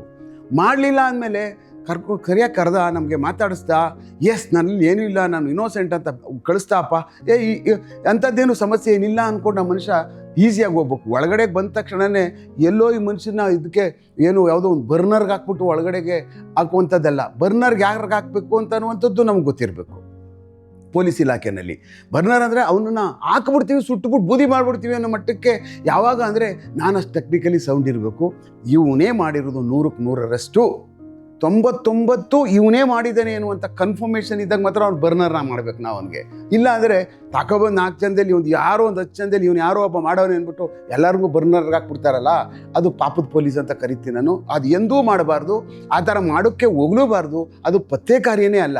ಯಾಕೆಂದರೆ ನೀನು ಒಬ್ಬನ ಮಾಡೋಕ್ಕೆ ಹೋಗಿ 9 ಜನಕ್ಕೆ ತೊಂದರೆ ಕೊಡ್ತಕ್ಕಂಥದ್ದು ಇದೆಯಲ್ಲ, ಅದನ್ನು ಸೆಗ್ರಿಗೇಟ್ ಮಾಡುವಂಥದ್ದೇ biggest challenges in the police. ನಾನು ಅದನ್ನು ಚಾಲೆಂಜ್ ಅಂತ ಕರೀದುವಂಥದ್ದು. ಇದ್ರ ಮಧ್ಯೆ ಪೊಲೀಸಿಂಗ್ನ ಯಾವ ಥರ ಹೇಗೆ ನಾವು ಮನೆಗೆ ತಗೊಂಡು ಹೋಗ್ತೀವಿ, ಮನೆಯಲ್ಲಿ ಹೇಗೆ ಮಾಡ್ತೀವಿ, ಅದನ್ನು ಹೆಂಗೆ ಕ್ಯಾರಿ ಮಾಡ್ತೀವಿ ನಾವು ಇಲ್ಲಿ ಬಿಟ್ಬಿಟ್ಟು. ಆಮೇಲೆ ಇದನ್ನೆಲ್ಲ ನಮಗೆ ಒಂದು ಸಪ್ರೇಟ್ ಚಾಪ್ಟ್ರಲ್ಲಿ ಬರುತ್ತೆ, ಅದನ್ನು ಹೇಗೆ ನಾನು ನಿರ್ವಹಣೆ ಮಾಡ್ತೀನಿ ಅಂತ ಅನ್ನುವಂಥದ್ದು. ಒಂದು ಏನಾಗುತ್ತೆ, ಪೊಲೀಸ್ ನನ್ನ ಲೆಕ್ಕದಲ್ಲಿ ಇಷ್ಟು ವರ್ಷದಲ್ಲಿ ನಾನು ಕಲ್ತಿದ್ದೇನು ಅಂದರೆ, ತುಂಬ ಡ್ರಾಮೆಟಿಸ್ಟ್ ಆಗಿರ್ಬೇಕು ಪೊಲೀಸು. ತುಂಬ ಅವನಿಗೆ ಎಲ್ಲ ಆ್ಯಕ್ಷನ್ಗಳು ಗೊತ್ತಿರ್ಬೇಕು ಅವನಿಗೆ. ಸುಮ್ಮನೆ ಯಾವುದೋ ಒಂದು ಆ್ಯಕ್ಷನ್ ಕಲ್ತ್ಕೊಂಡ್ಬಿಟ್ರೆ ಎಲ್ಲೋ ಪಾಂಡುಕುವರರ ಪ್ರಯೋಜನಕ್ಕೆ ಬರಲ್ಲ ಅದು. ಈ ಥರ ಚೆನ್ನಾಗಿ ಮಾತಾಡಿಸ್ತಾ ಇರಬೇಕು, ಅವ್ರಿಗೆ ಸಮಾಧಾನ ಮಾಡ್ತಾ ಇರಬೇಕು. ಇಲ್ಲ ಅದೇ ರಾಕ್ಷಸಿ ಪ್ರವೃತ್ತಿ ಇನ್ನೊಬ್ಬನಿಗೆ ತೋರಿಸ್ತಾ ಇರಬೇಕು. ಅದ್ರ ಮಧ್ಯೆ ಹೋಗ್ಬಿಟ್ಟು ಅಲ್ಲಿಗೆ ಇನ್ನೊಬ್ಬನಿಗೆ ಸರಿ ರಿಪೇರಿ ಮಾಡ್ತಾ ಇರಬೇಕು. ಅಂದರೆ ಅವ್ರು ರಿಪೇರಿ ಆಗದಿರ್ತಕ್ಕಂಥವ್ರು ಇರ್ತಾರೆ ಸಮಾಜದಲ್ಲಿ, ಅವ್ರಿಗೆ ನಾವೇ ರಿಪೇರಿ ಮಾಡಬೇಕು. ಯಾವ ಹ್ಯೂಮನ್ ರೈಟ್ಸ್ ಯಾವುದಕ್ಕೂ ತಲೆನೇ ಕೆಡ್ಸ್ಕೊಳಕ್ಕೆ ಹೋಗಬಾರ್ದು. We are doing the interest of society. ಇಲ್ಲ ಅಂದರೆ ಇವ್ರು ರಿಪೇರಿ ಆಗಲ್ಲ. ತುಂಬ ದಿವಸದಿಂದ ನೋಡಿದ್ದೀವಿ ನಾವು. ಈ ಸಾರಿ ಒಂದು ಮರ್ಡರ್ ಮಾಡಿದ್ರು, ಇನ್ನೊಂದು ಮಾಡಿದ್ರು, 3ನೇದಕ್ಕೂ ನಾನು ನೋಡ್ಕೊಂಡು ಕೂತ್ಕೊಬಿಟ್ರೆ ಅವ್ರಿಗೆ ರಿಪೇರಿ ಕೆಲಸ, ನಟ್ಟು ಬೋಲ್ಟ್ಗಳು ಟೈಟ್ ಮಾಡಲಿಲ್ಲ ಅಂದರೆ I am not a policeman. ಇರಲೇಬಾರ್ದು ನಾನು. ಎಲ್ಲ ಥರವಾದಂಥ ರಾವಣಂಗಿರ್ತಾವೆ ನೋಡಿ ಆ ತಲೆಗಳು, ಆ ಥರ ಪೊಲೀಸ್ ಮನ್ಗಿರಬೇಕು. ಒಬ್ಬ ಸಮಾಧಾನ ಮಾಡ್ತಾ ಇರಬೇಕು, ಒಬ್ಬನ ನ್ಯಾಯ ಮಾಡ್ತಾ ಇರಬೇಕು, ಇನ್ನೊಬ್ಬರಿಗೆ ಕನ್ವಿನ್ಸ್ ಮಾಡ್ತಾ ಇರಬೇಕು. ಇನ್ನೊಂದು ಫ್ಯಾಮಿಲಿ ಡಿಸ್ಪ್ಯೂಟ್ ಬಂತ ಅಂತಂದರೆ ಅವ್ರಿಗೆ ಹೆಂಗೆ ಕನ್ಸೋಲ್ ಮಾಡಿ ಅವ್ರಿಬ್ಬರನ್ನ ಒಟ್ಟಿಗೆ ಮಾಡುವಂಥ ತಾಕತ್ತು ಬೇಕು. ಈ ಕಡೆ ದೈತ್ಯ ರಾಕ್ಷಸರು ರೌಡಿಗಳಿಗೆ ಹಾಕ್ಕೊಂಡು ಚೆನ್ನಾಗಿ ಪುಡಿ ಮಾಡಿ ಅವ್ರಿಗೆ ದಾರಿ ಮಾಡ್ತಾ ಇರಬೇಕು. ಇವ್ರನ್ನ ಕಳಿಸ್ಲೇಬೇಕು, ಈ ಜಗತ್ತಲ್ಲಿ ಇನ್ಮೇಲೆ ಊಟ ಮಾಡೋಕೆ ನಾಲಾಯಕ್ ಇವನು ಅಂತ ಅಂದರೆ ಅದಕ್ಕೂ ತೀರ್ಮಾನ ತೊಗೋತಾ ಇರಬೇಕು. ಹಿಂಗೆ 10 ತಲೆ ಇರಬೇಕು ಪೊಲೀಸ್ಗೆ. ಆವಾಗ ಎಲ್ಲ ನಿರ್ವಹಣೆನ ಸರಿಯಾಗಿ ಮಾಡ್ಬೋದು. ಏನಪ್ಪ ಬರೀ ಪೊಲೀಸೇ ಹೇಳ್ತಾನೆ ಇವನು ಮುಡ್ಯಾಗಂಡ ನೀವು ಅನ್ಬೋದು. ಪೊಲೀಸ್ ಅದಕ್ಕೋಸ್ಕರನೇ ಇದು ನಮಗೆ, ನಾನು ಇದನ್ನ ಇಷ್ಟಪಡುವಂಥದ್ದು. ಎಲ್ಲ ಥರವಾದಂಥ ಗೇಮ್ಗಳು ನೋಡ್ಬೋದು. ಸಮಾಜದ ಎಲ್ಲ ಥರವಾದಂಥ ಸಮಸ್ಯೆಗಳನ್ನ ನಮಗೆಲ್ಲ ಸಿಗ್ತವೆ ನಮಗೆ. ಆಮೇಲೆ ಎಲ್ಲ ಸಮಾಜದ ಮುಖಗಳು ಏನೇನು ಇರ್ತವೋ ಎಲ್ಲ ಪೊಲೀಸ್ ಮನ್ಗೆ ಗೊತ್ತಾಗ್ತವೆ. ಆದರೆ KEಗೆ ಹೋದ್ರೆ ಏನು ಮಾಡ್ತೀರಿ, ಒಂದಿಷ್ಟಾಗಲ್ಲ ಕೌಂಟ್ ಇರ್ತದೆ, ಹಿಂಗೆ ಇಡ್ತೀರಿ, ಬಂದ್ಬಿಡ್ತೀರಿ ವಾಪಸ್. ಹೌದಲ್ವಾ? ಇನ್ನೆಲ್ಲೋದ್ರೂ ಅಷ್ಟೇ, ಬರೀ ಹಿಂಗೆ ಇಲ್ಲ ಅಂದರೆ ಇಲ್ಲೇ ಕೂತ್ಕೊಂಡು ಟಕ್ ಅಂತ ಅಂದರೆ ಟಕ್ ಅಂತ ಅಂದ್ಬಿಟ್ಟು ದುಡ್ಡು ಹೊಟ್ಟೋಗ್ಬಿಡ್ತದೆ. ಡೀಲಿಂಗೇ ಎಲ್ಲೂ ಇಲ್ಲ ಮನುಷ್ಯನುಗಳ ಜೊತೆ. ಇನ್ನು ಯಾವುದೇ ಇಲಾಖೆಗೆ ಹೋದ್ರೂ ಅಯ್ಯಪ್ಪ ಏನೋ ಆಗೋದೇ ಎದುರಿಸ್ಬಿಡ್ತಾರೆ ಅವರು. ಹಿಂಗಾಗೋದಿಲ್ಲ ರೀ, ಹಿಂಗಾದ್ರೆ ಹಿಂಗಾಗ್ತದೆ, ಹಂಗಾಗ್ತದೆ, ಅಪ್ಪ ನನ್ನ ಕೆಲಸ ಆಗ್ಬಿಡ್ಲಿ ಅಂದ್ಬಿಟ್ಟು ಅಂತ ಏನೋ ಹಿಂದ್ಗಡೆಯಿಂದ ಯಾವುದೋ ಅವ್ನು ಕೊಟ್ಟು ಕಳಿಸ್ಬಿಟ್ಟು ಅಪ್ಪ ಕೆಲಸ ಮಾಡ್ಕೊಟ್ಬಿಡೆ ಅಂದ್ಬಿಟ್ಟು ಯಾಕೋ ನಮ್ಮ ಕೆಲಸ ಆಗ್ತದೆ ಅಂತ ಬಂದ್ಬಿಡ್ತೀವಿ. ಪೊಲೀಸೆಲ್ಲ ಹಂಗಲ್ಲ. ಯಾವಾಗಲೂ ಮನುಷ್ಯ ಭಾಳ ತುಂಬ ಒಂದು ಕಷ್ಟದ ಪರಿಸ್ಥಿತಿಯಲ್ಲಿರ್ತಾನೆ, ಯಾರೂ ಸಹಾಯ ಮಾಡ್ತಾ ಇರೋದಿಲ್ಲ. ಈ ಕಾರಣಕ್ಕೋಸ್ಕರನೇ ಆ ಥರದವರೆಲ್ಲ ಬಂದಾಗ ಯಾರ್ಯಾರನ್ನ ಯಾವ್ಯಾವ ಸ್ಥಿತಿನಲ್ಲಿ ನಾವು ನೋಡಬೇಕು ಅನ್ನುವಂಥದ್ದು ಇದೆಯಲ್ಲ, ಅವ್ರನ್ನ ಎಮೋಷನ್ಸ್ಗಳನ್ನ, that is the biggest challenge. ಇನ್ನು ಉಳಿದದೆಲ್ಲ ಗೇಮ್ ಬಿಡಿ ನಮಗೆಲ್ಲ. ಆ ಲೆವೆಲಲ್ಲಿ ನಾವು ಸಕ್ಸಸ್ ಆಗ್ಬಿಟ್ಟು ಅಂತಂದರೆ ಆ ಲೆವೆಲಲ್ಲಿ ನಮ್ಮನ್ನ ಪರವಾಗಿಲ್ಲ ಕಣೋ, ಇವನು ಒಳ್ಳೆಯವನಿದ್ದಾನೆ, ಪೊಲೀಸ್ ಆಫೀಸರು, ಇವನ್ನೆಲ್ಲ ಥರವಾದಂಥ ತಿಳ್ಕೊಂಡವನೇ, ಈ ಮನುಷ್ಯ ಚೆನ್ನಾಗಿ ಅರ್ಥ ಮಾಡ್ಕೊಂಡಿದ್ದಾನೆ ಸಮಸ್ಯೆಗಳನ್ನ ಅಂತ ಅನ್ನುವಂಥದ್ದನ್ನ ನಾನು ನನ್ನ ಐ ವಿಟ್ನೆಸ್ ಪಾರ್ಟ್ 1 ಬರೆದಿದ್ದೀನಿ. ಭಾಳ ಅದ್ಭುತವಾದಂಥ ಕಥೆಗಳಿದ್ದಾವೆ. ತಂಗಿ, ಅಣ್ಣ, ತಂಗಿ, ಈ ಥರದವೆಲ್ಲ ತುಂಬ ನನ್ನ ಕಥೆಗಳಲ್ಲಿ ಏನೇನೆಲ್ಲ ಸಮಸ್ಯೆ, ಒಂದು ತಂಗಿ ಒಂದು ಕಷ್ಟಕ್ಕೆ ತಗೊಳಾಕಬಿಡ್ತಾಳೆ ಅಂತ ನೀವು ನನ್ನ ಪುಸ್ತಕದಲ್ಲಿದೆ. ಅದೊಂದು ಕಥೆ ಹೇಳ್ತೀನಿ ನಿಮ್ಗೆ ಏನಾಯಿತು ಅಂತ, ಯಾವ ಮಟ್ಟಕ್ಕೆ ಬಾಂಡಿಂಗ್ ಇರ್ತದೆ ಒಂದು ಅಣ್ಣಂದಿರಿಗೆ ತಂಗಿದಿರಿಗೆ ಅಂತ ಅನ್ನುವಂಥದ್ದು. ಈ ಥರದ್ದು ಬಿಟ್ಟರೆ ಚಾಲೆಂಜಸ್ಸು ನಮ್ಮ ಲೆಕ್ಕದಲ್ಲಿ ಪೊಲೀಸ್ಗೆ ಇನ್ಯಾವುದೋ ಚಾಲೆಂಜಸ್ ಏನು ಬೇಕಾಗಿಲ್ಲ. ಆದರೆ ಭಾಳ ಧೈರ್ಯ ಬೇಕು ಮಾತ್ರ. ಅದಕ್ಕೆ ಸರ್ಕಾರಿ ಪ್ರಾಥಮಿಕ ಪಾಠಶಾಲೆನೇ ಸರಿ ಪೊಲೀಸ್ಗೆ. ಬೇರೆ ಕಡೆಯಿಂದ ಬಂದರೆ ಒಂಚೂರು ನನ್ನ ಲೆಕ್ಕದಲ್ಲಿ ಆ ಮಟ್ಟಕ್ಕೆ ಯಾಕಂದರೆ ನಾವು ಸ್ವಲ್ಪ ಅಲ್ಲಿಂದ ಬಂದವ್ರಿಗೆ ಏನಾಗುತ್ತೆ ಅಂತಂದರೆ ಈ ಥರದ್ದು ಸ್ವಲ್ಪ ಒಳಗಡೆ ಜಾಸ್ತಿ ಇರುತ್ತೆ ಅಂತ ನನಗೆ ಅನ್ಕೋತೀನಿ. ಅದೇನು ಬೇರೆ ಅದು ಅಡ್ಮಿನಿಸ್ಟ್ರೇಷನ್ ಮಾಡೋದೇ ಬೇರೆ, ಪೊಲೀಸಿಂಗ್ನ ಕೆಳಗಡೆ ಬಟ್ಟಿ ಇಳಿಸೋದಿದೆಯಲ್ಲ, ಕೆಳಗಡೆ ಇನ್ವೆಸ್ಟಿಗೇಷನ್ ಟೈಮ್ ಒಳಗಡೆ ಬಟ್ಟಿ ಇಳಿಸೋದಿದೆಯಲ್ಲ, ದಿಸ್ ಈಸ್ ದ ಮೇಕರ್ ಅಲ್ವಾ ಇವನು. ಆ ಕಾರಣಕ್ಕೋಸ್ಕರನೇ ಇವರು ಭಾಳ ಚೆನ್ನಾಗಿ ಇಲಾಖೆಯಲ್ಲಿ ಭಾಳ ಶುದ್ಧರನ್ನ, ಆಮೇಲೆ ರಿಕ್ರೂಟ್ಮೆಂಟು ಅಷ್ಟೇ ಭಾಳ ಅದ್ಭುತವಾಗಿ ಸರಿಯಾದಂಥವ್ರನ್ನ, ಭಾಳ ಶಿಸ್ತಾಗಿರ್ತಕ್ಕಂಥವ್ರನ್ನ, ಬುದ್ಧಿವಂತರನ್ನ ನನ್ನ ಲೆಕ್ಕದಲ್ಲಿ ಇಲಾಖೆಗೆ ತೊಗೊಂಡ್ರೆ. ಯಾಕೆಂದರೆ ಪ್ರತಿದಿನ ಸ್ವಾಸ್ಥ್ಯಗಳನ್ನ ಕೆಡಿಸ್ತಕ್ಕಂಥದ್ದೇ ಪೊಲೀಸ್ ಇಲಾಖೆ, ಉಳಿಸ್ತಕ್ಕಂಥದ್ದೇ ಪೊಲೀಸ್ ಇಲಾಖೆ. ನೀವು ಯಾವುದಾದ್ರೂ ನೋಡಿ, ಬೆಳಗ್ಗೆ 3/4 ಭಾಗ ನನ್ನ ಲೆಕ್ಕದ 75% ನಮ್ಮ ಕ್ರೈಮ್ ಇಲ್ಲ ಅಂದರೆ ಟಿ ವಿಗಳೇ ಇಲ್ಲ, ಸೋಷಿಯಲ್ ಮೀಡಿಯಾಗಳೇ ಇಲ್ಲ. ಆ ಕಾರಣ ಜಗತ್ತೆಲ್ಲ ಅದೇ ಥರ, not only in India, in everywhere. ನಮ್ಮದೇ ಆದಂಥ ಒಂದು ಫೀಲ್ಡ್ ನೋಡ್ಕೊಂಡಾಗ ನಾವು ಯಾವುದೋ ಒಂದು ಫೀಲ್ಡಲ್ಲಿ ಇರ್ತೀವಿ ಅಂದರೆ ಅದನ್ನೇ ನೋಡ್ತಾ ಇರ್ತೀವಿ, ಬೇರೆ ನೋಡೋಕೆ ಹೋಗಲ್ಲ. ಇದೇ ನಾವು ದೊಡ್ಡದು ಅಂದ್ಕೊಳ್ತೀವಿ. ನಾವು ಪೊಲೀಸಲ್ಲಿ ಯಾಕಪ್ಪ ಈ ಟಿ ವಿನಲ್ಲಿ ಬೆಳಗ್ಗೆ 24 ಗಂಟೆ ಒಳಗಡೆ 18 ಗಂಟೆ ಇದೇ ತೋರಿಸ್ತಾರಲ್ಲಯ್ಯ, ಏನದು ಅಂದರೆ ಜನನೂ ಇಂಟ್ರೆಸ್ಟ್ ಇರ್ತಾರೆ ನೋಡೋದಕ್ಕೆ. ಕ್ಯೂರಿಯಾಸಿಟಿ, ಮನುಷ್ಯನಿಗೆ ಆಗ್ತಕ್ಕಂಥ ಅಪರಾಧಗಳ ಬಗ್ಗೆ ನೋಡೋದಕ್ಕೆ ಕ್ಯೂರಿಯಾಸಿಟಿ ಇರ್ತದೆ. ಆ ಕಾರಣಕ್ಕೆ ನನ್ನ ಲೆಕ್ಕ police it is not A challenge, it is A game. Father, ಇದು ನನ್ನ ಲೆಕ್ಕದಲ್ಲಿ ಇದೊಂದು ಮಾತಾಡೋದಕ್ಕೆ ನನ್ನ ಲೆಕ್ಕದಲ್ಲಿ ಖುಷಿನೂ ಅನ್ನಿಸ್ತದೆ. ಬಟ್ ಇದನ್ನು ನಾವು ಭಾಳ ತುಂಬ ಕ್ಯಾಲ್ಕುಲೇಟ್ ಆಗಿ ಮಾಡಿದ್ವ ನಮ್ಮ ಪೊಲೀಸ್ ಕೆಲಸದಲ್ಲಿ ಅಂತ ಅನ್ನಿಸ್ತದೆ. ಎಸ್, ಎನಿ ಫಾದರ್ ಆಲ್ವೇಸ್ ಯಾವುದೇ ಮಕ್ಕಳುಗಳ ಜೊತೆ, ಹೆಂಡತಿಗಳ ಸಂಸಾರದ ಜೊತೆ ತುಂಬ ಚೆನ್ನಾಗಿ ಅನ್ಯೋನ್ಯತೆ ಇರಬೇಕು. ಮತ್ತು ಅವ್ರು ಏನು ಮಾಡ್ತಾಯಿದ್ದಾರೆ ಅಂತ ಅನ್ನುವಂಥದ್ದು ಭಾಳ ಹತ್ತಿರದಲ್ಲಿ ನೋಡ್ಕೋಬೇಕಾದಂಥ ಜವಾಬ್ದಾರಿ ನಮ್ಮ ಮೇಲೆಲ್ಲ ಇರುತ್ತೆ. ನಾನು ಏನೆಲ್ಲ ಮಾಡ್ತಾಯಿದ್ದೀನಿ, ನಾನೇನೋ ಕಟ್ಟೆ ಹಾಕ್ಬಿಡ್ತಾಯಿದ್ದೀನಿ ಆಚೆ, ಆಮೇಲೆ ಏನು ಮಾಡಬಾರ್ದನ್ನೆಲ್ಲ ಮಾಡಿ ಇದು ಮಾಡ್ತಾಯಿದ್ದೀನಿ ಅನ್ನುವಂಥದ್ದು ಅದು ಬೇರೆಯೇ. ಅದು that is not my life, that is my challenges, that is my game. ಅದು ಸಪ್ರೇಟ್, ಅದು ಸಪ್ರೇಟ್ ಚೇಂಬರೇ ಅದು. ಅದೇ ಆ್ಯಸ್ ಎ ಫಾದರ್ ಆಗಿ ನಾನು ಮನೆಯಲ್ಲಿ ಆಗಿ ನಾನು ಏನು ಮಾಡಬೇಕಾಗ್ತದೆ, ಇರ್ತಕ್ಕಂಥ ಯಾರೇ ಆಗಲಿ, ಹೆಣ್ಮಕ್ಳು ಗಂಡು ಮಕ್ಕಳು ಅಂತ ಡಿಫ್ರೆನ್ಷಿಯೇಟ್ ಏನಿಲ್ಲ. ಯಾರೇ ಮಕ್ಕಳುಗಳಾದ್ರೂ ಅವ್ರನ್ನ ಹೇಗೆ ಬೆಳೆಸಬೇಕು, ಮತ್ತು ಹೇಗೆ ಓದಿಸ್ಬೇಕು, ಮತ್ತು ಅವರಲ್ಲೂ ಚಾಲೆಂಜಸ್ನ ಯಾಕೆ ತೊಗೊಬರ್ಬೇಕು ಅನ್ನೋಂಥದ್ದು ಭಾಳ ಇಂಪಾರ್ಟೆಂಟು ನಮಗೂ ಅನ್ನಿಸ್ತಾ ಇರ್ತದೆ. ನಾವೆಲ್ಲೋ ಕೆಲವಷ್ಟೆಲ್ಲ ಕಳ್ಕೊಂಡವನ್ನ ಇವರಲ್ಲೆಲ್ಲ ನಾವು ಯಾಕೆ ಕಾಣಬಾರ್ದು ಅನ್ನುವಂಥದ್ದು ನಮಗೂ ಅನ್ನಿಸ್ತಾ ಇರ್ತದೆ. ಆ ಒಂದು ವಿಚಾರದಲ್ಲಿ ನನಗನ್ನಿಸ್ತಾ ಇತ್ತು. ನನಗೆ 2 ಹೆಣ್ಮಕ್ಳು, ಅವಳು 2 ಹೆಣ್ಮಕ್ಳು. ನಾನು ಚಾಯ್ಸ್ ಅನ್ನುವಂಥದ್ದು ಅವ್ರಿಗೂ ಇರುತ್ತೆ. ಏನು ಅಂತ ನಾವು ಭಾಳ ಅರ್ಲಿಯಾಗೆ ಅವ್ರನ್ನ ನಾವು ನೋಡಿದಾಗ, ನಾನು ಮೊದಲು ಇವ್ರನ್ನ ತುಂಬ ಫಿಸಿಕಲಿ ಫಿಟ್ ಮಾಡಬೇಕು ಮತ್ತು ಮೆಂಟಲಿ ಗಟ್ಟಿ ಮಾಡಬೇಕು. ಏನು ಮಾಡೋಕ್ಕೆ ಸಾಧ್ಯ ಆಗ್ತದೆ? ಅವಾಗ ಸ್ಪೋರ್ಟ್ಸ್ ಮ್ಯಾನ್ ಮಾಡಬೇಕಾಗ್ತದೆ. ಅದು ಗಂಡು ಮಕ್ಕಳು ಹೆಣ್ಮಕ್ಳು ಅಂತೆಲ್ಲ ನನಗೆ ಆ ಕೆಪಾಸಿಟಿ ಇದೆಯಾ ಅವ್ರನ್ನ ಮಾಡುವಷ್ಟು ಅಂತ ಅನ್ನುವಂಥದ್ದಾದಾಗ, ನಾವು ಮಾಡಲೇಬೇಕು ಇವ್ರಿಗೆ, ಇಲ್ಲಾಂದರೆ ಏನೋ ನಾವು ಅವ್ರಿಗೆ ಏನೋ ಕೊಟ್ಟಂಗೆ ಆಗಲ್ಲ ಅರ್ಲಿ ಸ್ಟೇಜಲ್ಲಿ ಮಕ್ಕಳುಗಳಿಗೆ ಅಂತ ಅನ್ನುವಂಥದ್ದಾದಾಗ, ವಿಚ್ ಈಸ್ ದ ಬೆಸ್ಟ್, ಯಾವುದು ಒಳ್ಳೆಯದು ಅಂತ ಅಂದಾಗ ನನ್ನ ಲೆಕ್ಕದಲ್ಲಿ ನನಗನ್ನಿಸ್ತು swimming is the best. Because ನಾವು ಯಾರೂ ಗುರುಗಳಿರಲಿಲ್ಲ ನಮ್ಮ ಸ್ವಿಮ್ಮಿಂಗು. ನಾವು ಸುಮ್ಮನೆ ನಾವೇ ಬೀಳೋದು ಕಾವೇರಿ ಹೊಳೆಯಲ್ಲಿ, ನಾವೇ ಮುಳುಗೋದು, ನಾವೇ ಹೋಗುವಂಥದ್ದು, ನಾವೇ ಕಲ್ತ್ಕೊಳ್ಳುವಂಥದ್ದು. ಯಾವುದೂ ನಮಗೆ ಗುರುಗಳೇ ಯಾವುದಕ್ಕೂ ಇಲ್ಲವೇ ಇಲ್ಲ. ಹಾಗಾದಾಗ ನಮ್ಗೆ ಅನ್ನಿಸ್ತಾ ಇತ್ತು ಇದು ಬೆಸ್ಟ್ ಇದು ಅಂತ ಹೇಳಿದಾಗ, ಸರಿ ನನ್ನ ಮಗಳಿಗೆ, ನನ್ನ ಸಪ್ತಮಿ ಮತ್ತು ನನ್ನ ಮಗಳು ಇನ್ನೊಬ್ಳು ಚಿಕ್ಕವಳು ಉತ್ತರೆ ಅಂತೇಳಿ ಅವರಿಬ್ಬರೂ ಎರ್ಲಿ ಸ್ಟೇಜಲ್ಲೇ ಅವರು ಬಸವನಗುಡಿ ಏನೋ ಅವ್ರದ್ದು ಇದರಲ್ಲಿ ಈಜುಕೊಳದಲ್ಲಿ ಪ್ರಾರಂಭ ಮಾಡಿದರು. ಅಲ್ಲಿ ಜಾನ್ ಕ್ರಿಸ್ಟೋಫರ್ ಅಂತಿದ್ರು.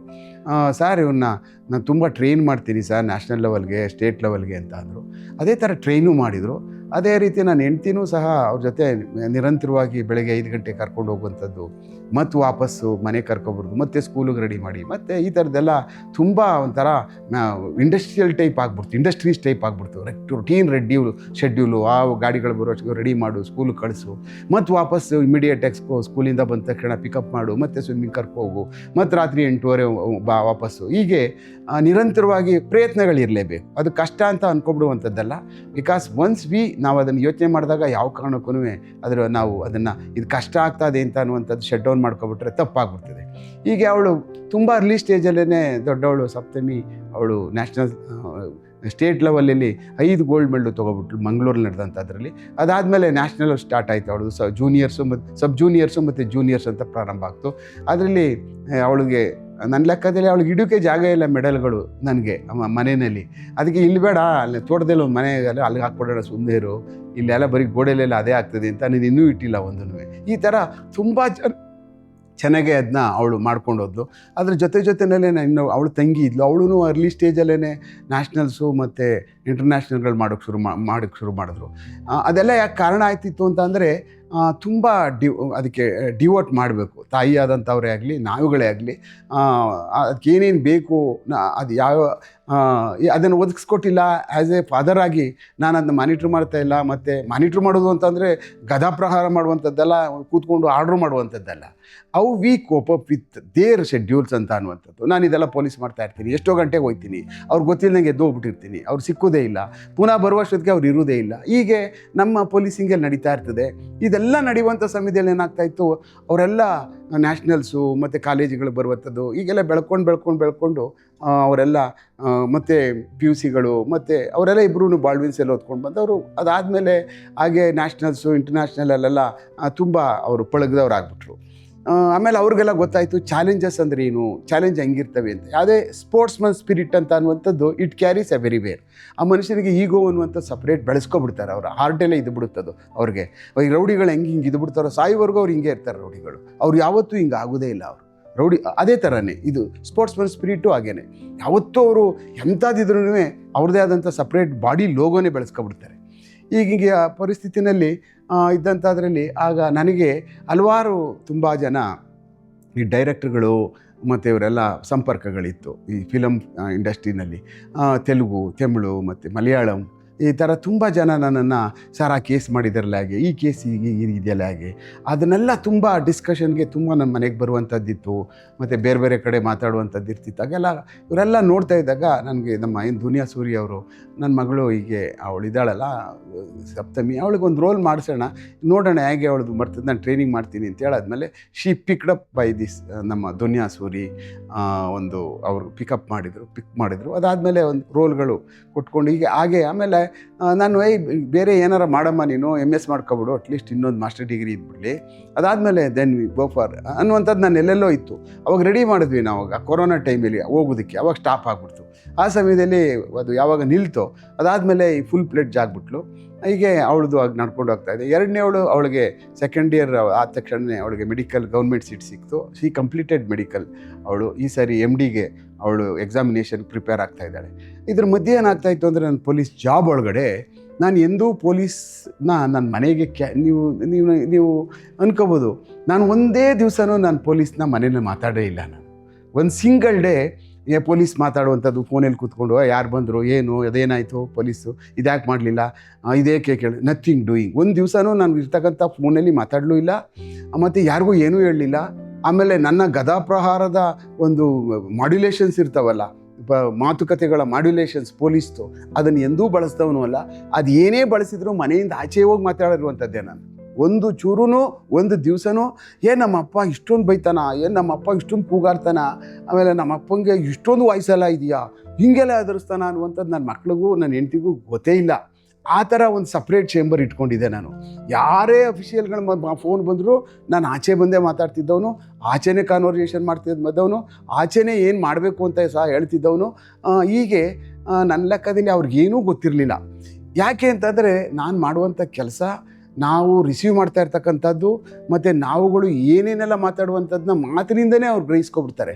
ಈ ಮನುಷ್ಯ ಪ್ರೆಷರಲ್ಲಿದ್ದಾನೆ, ನಮ್ಮಪ್ಪ ಯಾರೋ ಏನೋ ಹೇಳ್ತಾ ಇದ್ದಾರೆ, ಏನೋ ಕೇಸ್ ಆಗಲಿಲ್ಲ, ಈಗೆಲ್ಲ ಇದೆ ಅನ್ನುವಂಥದ್ದನ್ನ ಅವ್ರಿಗೆ ಪಾಸ್ ಓವರ್ ಮಾಡುವಂಥದ್ದು ನನ್ನ ಜವಾಬ್ದಾರಿ ಆಗಿರಲಿಲ್ಲ. ಮತ್ತು ಅದು ಬೇಕಾಗೂ ಇಲ್ಲ, ಅದನ್ನು ಅವ್ರಿಗೆ ಹೇಳುವಂಥದ್ದು ಅವಶ್ಯಕತೆಯೂ ಇಲ್ಲ. ಅವ್ರು ಕೇಳಿದಾಗ ಇಲ್ಲ ಬಿಡುವಂತ ಅನ್ನುವಂಥದ್ದು. ಯಾಕೆಂದರೆ ನನ್ನ ಲೆಕ್ಕದಲ್ಲಿ ಅದೊಂದು ಭಾರ ಅನ್ನಿಸ್ತದೆ. ಈಗ ನನ್ನ ಜವಾಬ್ದಾರಿಗಳನ್ನ ನಾನು ಏನೋ ಮಾಡ್ತಾ ಇರುವಂಥದ್ದನ್ನ, ನನ್ನ ಸ್ಟ್ರೆಸ್ನ ಇನ್ನೊಬ್ಬರ ಮೇಲೆ ತೆಗೆದು ಹಾಕಿದಾಗ ಅದು ಐ ಥಿಂಕ್ ಅವನು is not A good father ಅಂತ ನನಗನ್ನಿಸ್ತದೆ. ಬೇರೆಯವ್ರಿಗೆ ಆಗುವಂತ ಗೊತ್ತಿಲ್ಲ. ಯಾಕೆಂದರೆ ಕೆಲವು ಜನ ಅಲ್ಲಿ ಆಫೀಸಲ್ಲಿ ಏನಾಯಿತು ಅಂದರೆ ಸಾಯಂಕಾಲ 5:30 6 ಗಂಟೆ ಆದಮೇಲೆ ಹಿಂಗೆ ಕೂತ್ಕೊಡ್ತ ತಕ್ಷಣ ಎಲ್ಲ ಓದ್ಬಿಡ್ತಾರೆ. ಇಟ್ ಈಸ್ ಇನ್ಕರೆಕ್ಟ್ ಅಂತ ನನ್ನ ಪಾರ್ಟ್. ಬಟ್ ಅವ್ರದ್ದು ಆಗೋ ನಂಗೆ ಗೊತ್ತಿಲ್ಲ. ಅದಕ್ಕೆ ಅದು ಗೊತ್ತಾಗಲೂಬಾರ್ದು. ನಾನು ಮಾಡ್ತಾ ಇರ್ತಕ್ಕಂಥದ್ದು ಜಾಬಲ್ಲಿ ಮಾಡ್ತಾ ಇರುವಂಥ ಕೆಲಸಕ್ಕೋಸ್ಕರ ಅದನ್ನೆಲ್ಲನೂ ಮನೆಯಲ್ಲಿ ನಾವು ಅದನ್ನು ನಾನು ಮಾತಾಡದೇ ಇರುವಂಥದ್ದು ನನಗೆ ಒಳ್ಳೆಯದು ಅಂತ ಅನ್ನಿಸ್ತು. ಆ ವಿಚಾರದಲ್ಲಿ I am very successful man. ಅವ್ರಿಗೇನೂ ಗೊತ್ತೇ ಇರ್ತಿರ್ಲಿಲ್ಲ, ಅವ್ರ ಪಾಡ್ಗೆ ಅವ್ರು ಇರ್ತಿದ್ರು. ಅವಾಗ ಈಗೆಲ್ಲ ಕೇಸ್ಗಳು ಇದು ಎಲ್ಲ ಮಾಡ್ತಿದ್ದಾಗ ನಮ್ಮ ಮಕ್ಕಳುಗಳಿಗೆ ಇವರೆಲ್ಲ ಕೇಳ್ತಿದ್ರಂತೆ, ಇವರೆಲ್ಲ ಹಿಂಗೆಲ್ಲ ಮಾಡಿದ್ದಾರೆ, ನಿಮ್ಮಪ್ಪ ಅವನು ಎನ್ಕೌಂಟ್ರ್ ಮಾಡಿಬಿಟ್ಟವ್ರೆ, ಇವನು ಸಾಯಿಸ್ಬಿಟ್ಟವ್ರೆ, ಈ ಕೇಸ್ ಇಷ್ಟೊಂದು ಹಿಡಿದ್ಬಿಟ್ಟವ್ರೆ, ಅಷ್ಟೊಂದು ಜನ ಅವ್ರನ್ನೆಲ್ಲ ಅರೆಸ್ಟ್ ಮಾಡಿ ಜೈಲಿಗೆ ಕಳಿಸ್ಬಿಟ್ಟವ್ರೆ, ಇಂತಿಂಥವ್ರನ್ನೆಲ್ಲ ಇದು ಮಾಡಿದ್ದಾರೆ ಅಂದಾಗ ಇವ್ರಿಗೆಲ್ಲ ಶಾಕು. ಅದ್ರ ಹಿಂದೆ ಓದೋರಲ್ಲ, ಅದ್ರ ಬಗ್ಗೆನೂ ಅವಶ್ಯಕತೆಯೂ ಇರ್ತಿರ್ಲಿಲ್ಲ ಅವ್ರಿಗೆ. ನಾನು ಯಾವತ್ತೂ ಹೇಳ್ತಿರ್ಲಿಲ್ಲ. ಯಾವಾಗಾದರೂ ಏನಾದರೂ ಅಕಸ್ಮಾತ್ ಅವ್ರ ಜೊತೆ ಏನಾದರೂ ಎಲ್ಲಾದರೂ ಹೋದಾಗ ಬೆಟ್ಟ ಕಡೆ ಆ ಕಡೆ ಈ ಕಡೆ ಎಲ್ಲರೂ ಹೋದಾಗ, ನೋಡಿದ್ದು ವೀರಪ್ಪಂದು ಇಲ್ಲಿ ಇಂಥವ್ನು ಸಾಯಿಸ್ದ, ನೋಡಿ ಈ ಜಾಗದಲ್ಲಿ ನಾವಿದ್ದು, ಆ ಜಾಗದಲ್ಲಿ ಇಂಥದ್ದು ಇದಾಯಿತು, ಈಗೆಲ್ಲ ಕಥೆಗಳನ್ನ ಹೇಳ್ಕೊಂಡು ಅವ್ರಿಗೆ ಈ ಥರ ಎಲ್ಲ ಮಾಡಬೇಕು. ಅವ್ರನ್ನ ಇದು ಮಾಡಬೇಕಲ್ಲ, ಅವ್ನು ಮೋಟಿವೇಟ್ ಮಾಡಬೇಕಲ್ಲ. ಒಂದು ಟಾರ್ಗೆಟ್ ಹೇಗೆ ಹಿಡಿದ್ರೆ ಒಂದು ಟಾರ್ಗೆಟ್ನ ಹೇಗೆ ರೀಚ್ ಮಾಡಬೇಕು, ಎಷ್ಟು ಕಷ್ಟ ಆದರೂ ಬಿಡಬಾರ್ದು, ನೀನು ಎಷ್ಟು ಸಸ್ಟೈನ್ ಆಗಬೇಕು ಈ ಸೊಸೈಟಿನಲ್ಲಿ, ನೀನು ಎಷ್ಟು ಗಟ್ಟಿತನ ಆಗಬೇಕು. ಒಂದು ಗೆಲ್ಲಬೇಕು ಅಂದಾಗ ಬೇರೆಯವ್ರಿಗಿಂತ ನೀನು ಗಟ್ಟಿ ಇದ್ದರೆ ಮಾತ್ರ ಗೆಲ್ಲೋಕ್ಕೆ ಸಾಧ್ಯ. ಬೇರೆಯವ್ರಿಗಿಂತ ನೀನು ಮೆಂಟಲಿ ಮತ್ತು ಫಿಸಿಕಲಿ ಸ್ಟ್ರಾಂಗ್ ಇದ್ದರೆ ಮಾತ್ರ ಸಾಧ್ಯ. ಬೇರೆಯವ್ರಿಗಿಂತ ನೀವು ಜಾಸ್ತಿ ಕೆಲಸ ಮಾಡಿದ್ರೆ ಮಾತ್ರ ಸಾಧ್ಯ. ಇಲ್ಲ ಅಂದರೆ ಸಾಧ್ಯನೇ ಇಲ್ಲ. ಅವ್ರು 3 ಗಂಟೆ ಮಾಡ್ತಾರೆ ಅಂತಲೇ ನಾವು 6 ಗಂಟೆ ಮಾಡಬೇಕು. ಅವ್ರು 8 ಗಂಟೆ ಮಾಡ್ತಾರೆ ಅಂದರೆ ನಾವು ಮಿನಿಮಮ್ 14 ಗಂಟೆ ಆದರೂ ಮಾಡಬೇಕು. ಇಲ್ಲಾಂದರೆ ಸಕ್ಸಸ್ಸಲ್ಲಿ ನಾವು ಮುಂದೆ ಹೋಗೋಕ್ಕೆ ಸಾಧ್ಯನೇ ಇಲ್ಲ ಅನ್ನುವಂಥ ಒಂದು ಮೋಟಿವೇಶನ್ನ ನಾನು ಯಾವಾಗೂ ಅವ್ರ ಜೊತೆ ಮಾತಾಡ್ತಕ್ಕಂಥದ್ದು. ನಾವು ಹೀಗೇ ಇರಬೇಕು, ಎಲ್ಲೂ ಆ ಕಡೆ ಈ ಕಡೆ ಯಾವ ಕಾರಣಕ್ಕೂ ಯಾವುದಕ್ಕೂ ನಾವು ಅಡ್ಡ ಹೋಗಲೇಬಾರ್ದು. ಏನೇ ಬಂದರೂ ಭಾಳ ಕಾಮಾಗಿ ಅದನ್ನ ಕ್ವೈಟಾಗಿ ಫೇಸ್ ಮಾಡಬೇಕು, ಎದುರ್ಕೊಳ್ಳೋಕೆ ಹೋಗಬಾರ್ದು. ಅನಾವಶ್ಯಕವಾಗಿ ಏನಾದರೂ ಸಣ್ಣ ಪುಟ್ಟ ವಿಚಾರಗಳು ಬಂದಾಗ, ಏನಾದರೂ ಆದಾಗ ಹೆಣ್ಮಕ್ಳುಗಳು ಹೋಗಿ ಪಾಪ ಗಂಡ ಹಸ್ಬೆಂಡ್ ಆ್ಯಂಡ್ ವೈಫ್ ಸಣ್ಣ ಪುಟ್ಟ ರಿಲೇಷನ್ಗಳಲ್ಲಿದ್ದರೂ ನೇಣಾಕೊಂಡು ಸುತ್ತೋಗ್ಬಿಡ್ತಾರೆ. ಇರ್ತವೆ ಗಾಸಿ ಅಂತ ಅನ್ನುವಂಥದ್ದು ಯಾರನ್ನೂ ಬಿಟ್ಟಿದ್ದಾರೆ ಜಗತ್ತಲ್ಲಿ. ಎಮೋಷನ್ಸ್ ಅಂತ ಅನ್ನುವಂಥದ್ದು ಮನುಷ್ಯನಿಗೆಲ್ಲ ಒಂದೇ. ಯಾಕೆ ಅಂತಂದರೆ ನಾವೇನೇ ಫರ್ಟೈಲ್ ಲ್ಯಾಂಡು. ಎಲ್ಲ ಸಮಸ್ಯೆಗಳಿಗೆ ನಮ್ಮ ತಲೆನೇ ನಮ್ಮ ಮೆದುಳೇ ಫರ್ಟೈಲ್ ಲ್ಯಾಂಡು. ಆ ಕಾರಣಕ್ಕೆ ಬೆಳಿಗ್ಗೆ ಪ್ರಯತ್ನ ಪಡ್ತವೆ. ಆ ಬೆಳೆದದನ್ನ ಎಷ್ಟು ಚೆನ್ನಾಗಿ ಯಾರಿಗೂ ಗೊತ್ತಿಲ್ಲದಂಗೆ ಹಾರ್ವೆಸ್ಟ್ ಮಾಡ್ತಕ್ಕಂಥ ಕೆಲಸ ನಮ್ಮದಾದರೆ ನನ್ನ ಲೆಕ್ಕದಲ್ಲಿ we are becoming A good father ಅಂತ ನನಗನ್ನಿಸ್ತದೆ. Thank you.